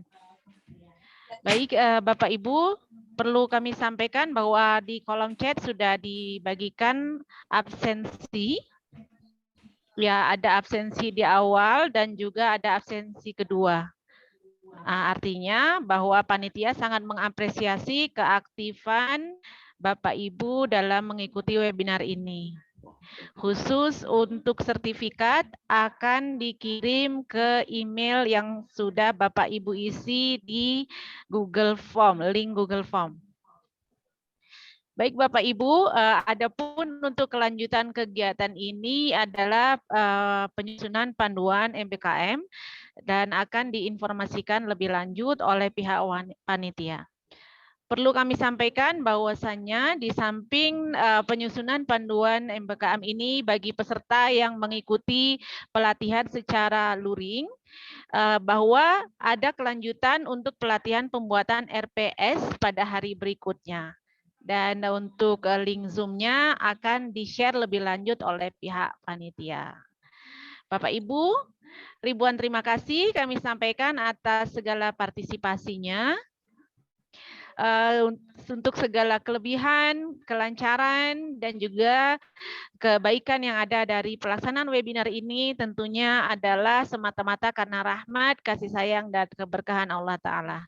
Dan kami dari seluruh panitia memohon maaf yang sebesar-besarnya jikalau ada begitu banyak kekurangan, baik itu teknis, ketepatan waktu, ataupun sinyal yang tidak begitu mendukung. Bapak Ibu, sebelum kami akhiri, kami sampaikan bahwasanya semoga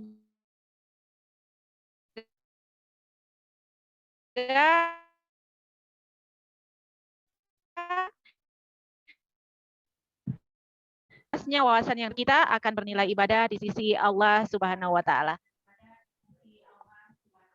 Amin. Allahumma amin. Amin. Bapak alamin. Baik, terima kasih Bapak Ibu. Sekali lagi kami ingatkan untuk mengisi link absensi sehingga sertifikat dapat kami kirim ke alamat email Bapak Ibu. Enggak di foto bersama. Foto bersama sudah tadi Pak. Oh, udah. Sembari ya dari awal tadi sudah di foto bersama. Saya sholat tadi. Ada kok. Nggak foto lagi ini. Oh ya, baiklah. Ini Jika foto demikian, lagi itu Bu Waryati. baik, monggo. Iya, Sebentar ya. ya, Ibu Wakil Dekan. Baik, biar Afdol. Ya. Biar Abdul katanya. Dia Masih pakai kacamata mengisi ya. absen, mengisi absen. Udah belum? Mengisi absen. Ya, Bapak Udah, Ibu, udah, kami Pak. mohonkan untuk senyum istimewanya Mana di bisa depan senyum, layar agar orang kita masih bisa absen. berfoto bersama. Bagi yang belum mengaktifkan layar atau screen videonya, mohon diaktifkan. Ya, Ibu Zulfitri, mungkin boleh lebih mendekat ke kamera. Ya, Ibu Rosmilan, ya agak lebih tampakkan lagi. Bapak Ahmad Sukri, ya. Ibu Lia Afrianti. Ya, Pak Indra, senyumnya. Bapak WR3, mohon Bapak WR3 untuk ke kamera sejenak. Bapak Wadek 2 FKIP. Ibu Najriani Lubis, ya kita akan berfoto bersama ya. Oke, senyum ikhlas silahkan. 1, 2, 3. Oke, sebentar. Mantap. Pak Halid senyum terindah, Pak Halid. Senyum terindah. Alhamdulillah. Lebih manis dari Bu NJ lah. Kalau saya kan nggak ada duanya senyumnya, Bu. Ya, kita masuki layar kedua ya. Ada Pak Sugiar, senyum ikhlasnya Pak Sugiar. Ibu Nurafni, Ibu Munawaroh Nurdin, Ibu Rafika, Pak Rahmat, Bapak Direktur Pasca Sarjana. Iya, monggo. Iya, silakan kita beri senyum ikhlasnya. Ibu Hasanan. Pak Samyo, ya 1, 2. Manis sekali senyum Pak Sugiar ya. Yang manis senyum si Waryati. MC wajib, Betul, Pak. Betul, Pak. Oke, slide ketiga. Oke. Slide ketiga sepertinya sedang tidak berada di depan kamera ya. Goib agak mungkin. Baiklah Bapak Ibu, terima kasih banyak. Ini justru yang dosen-dosen yang senior nih luar biasa semangatnya. Ya, sekali lagi kami haturkan ribuan terima kasih untuk partisipasinya dari awal hingga akhir ya. Mudah-mudahan segala manfaat berlimpah barokah bagi kita semua sehingga mengundang lebih banyak keridhaan Allah Ta'ala. Allahumma amin ya rabbal alamin. Terima kasih semuanya. Nasrum minallah wa fathun qarib wa basyiris sabirin. Wassalamualaikum warahmatullahi wabarakatuh. Sampai jumpa Pak Balik. AS Haji. Memuji kok nangis. Oke, Pak Sukri, Pak Hamid, ditatap muka ya, nggak ditatap maya aja ya. Mantap. Sampai besok kembali Bapak Ibu. Sampai jumpa besok ya. Pak Mujib. Terima kasih Bapak Ibu semuanya. Jenggotnya mantap. Ya. Ya Ibu. Pak Sukri jenggotnya luar biasa. Ya, izin kami live ya Bapak Ibu, kita end up untuk Zoom-nya. Sampai ketemu pada webinar berikutnya. Monggo Pak Admin.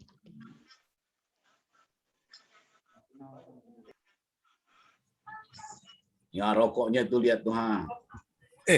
Belum dimatikan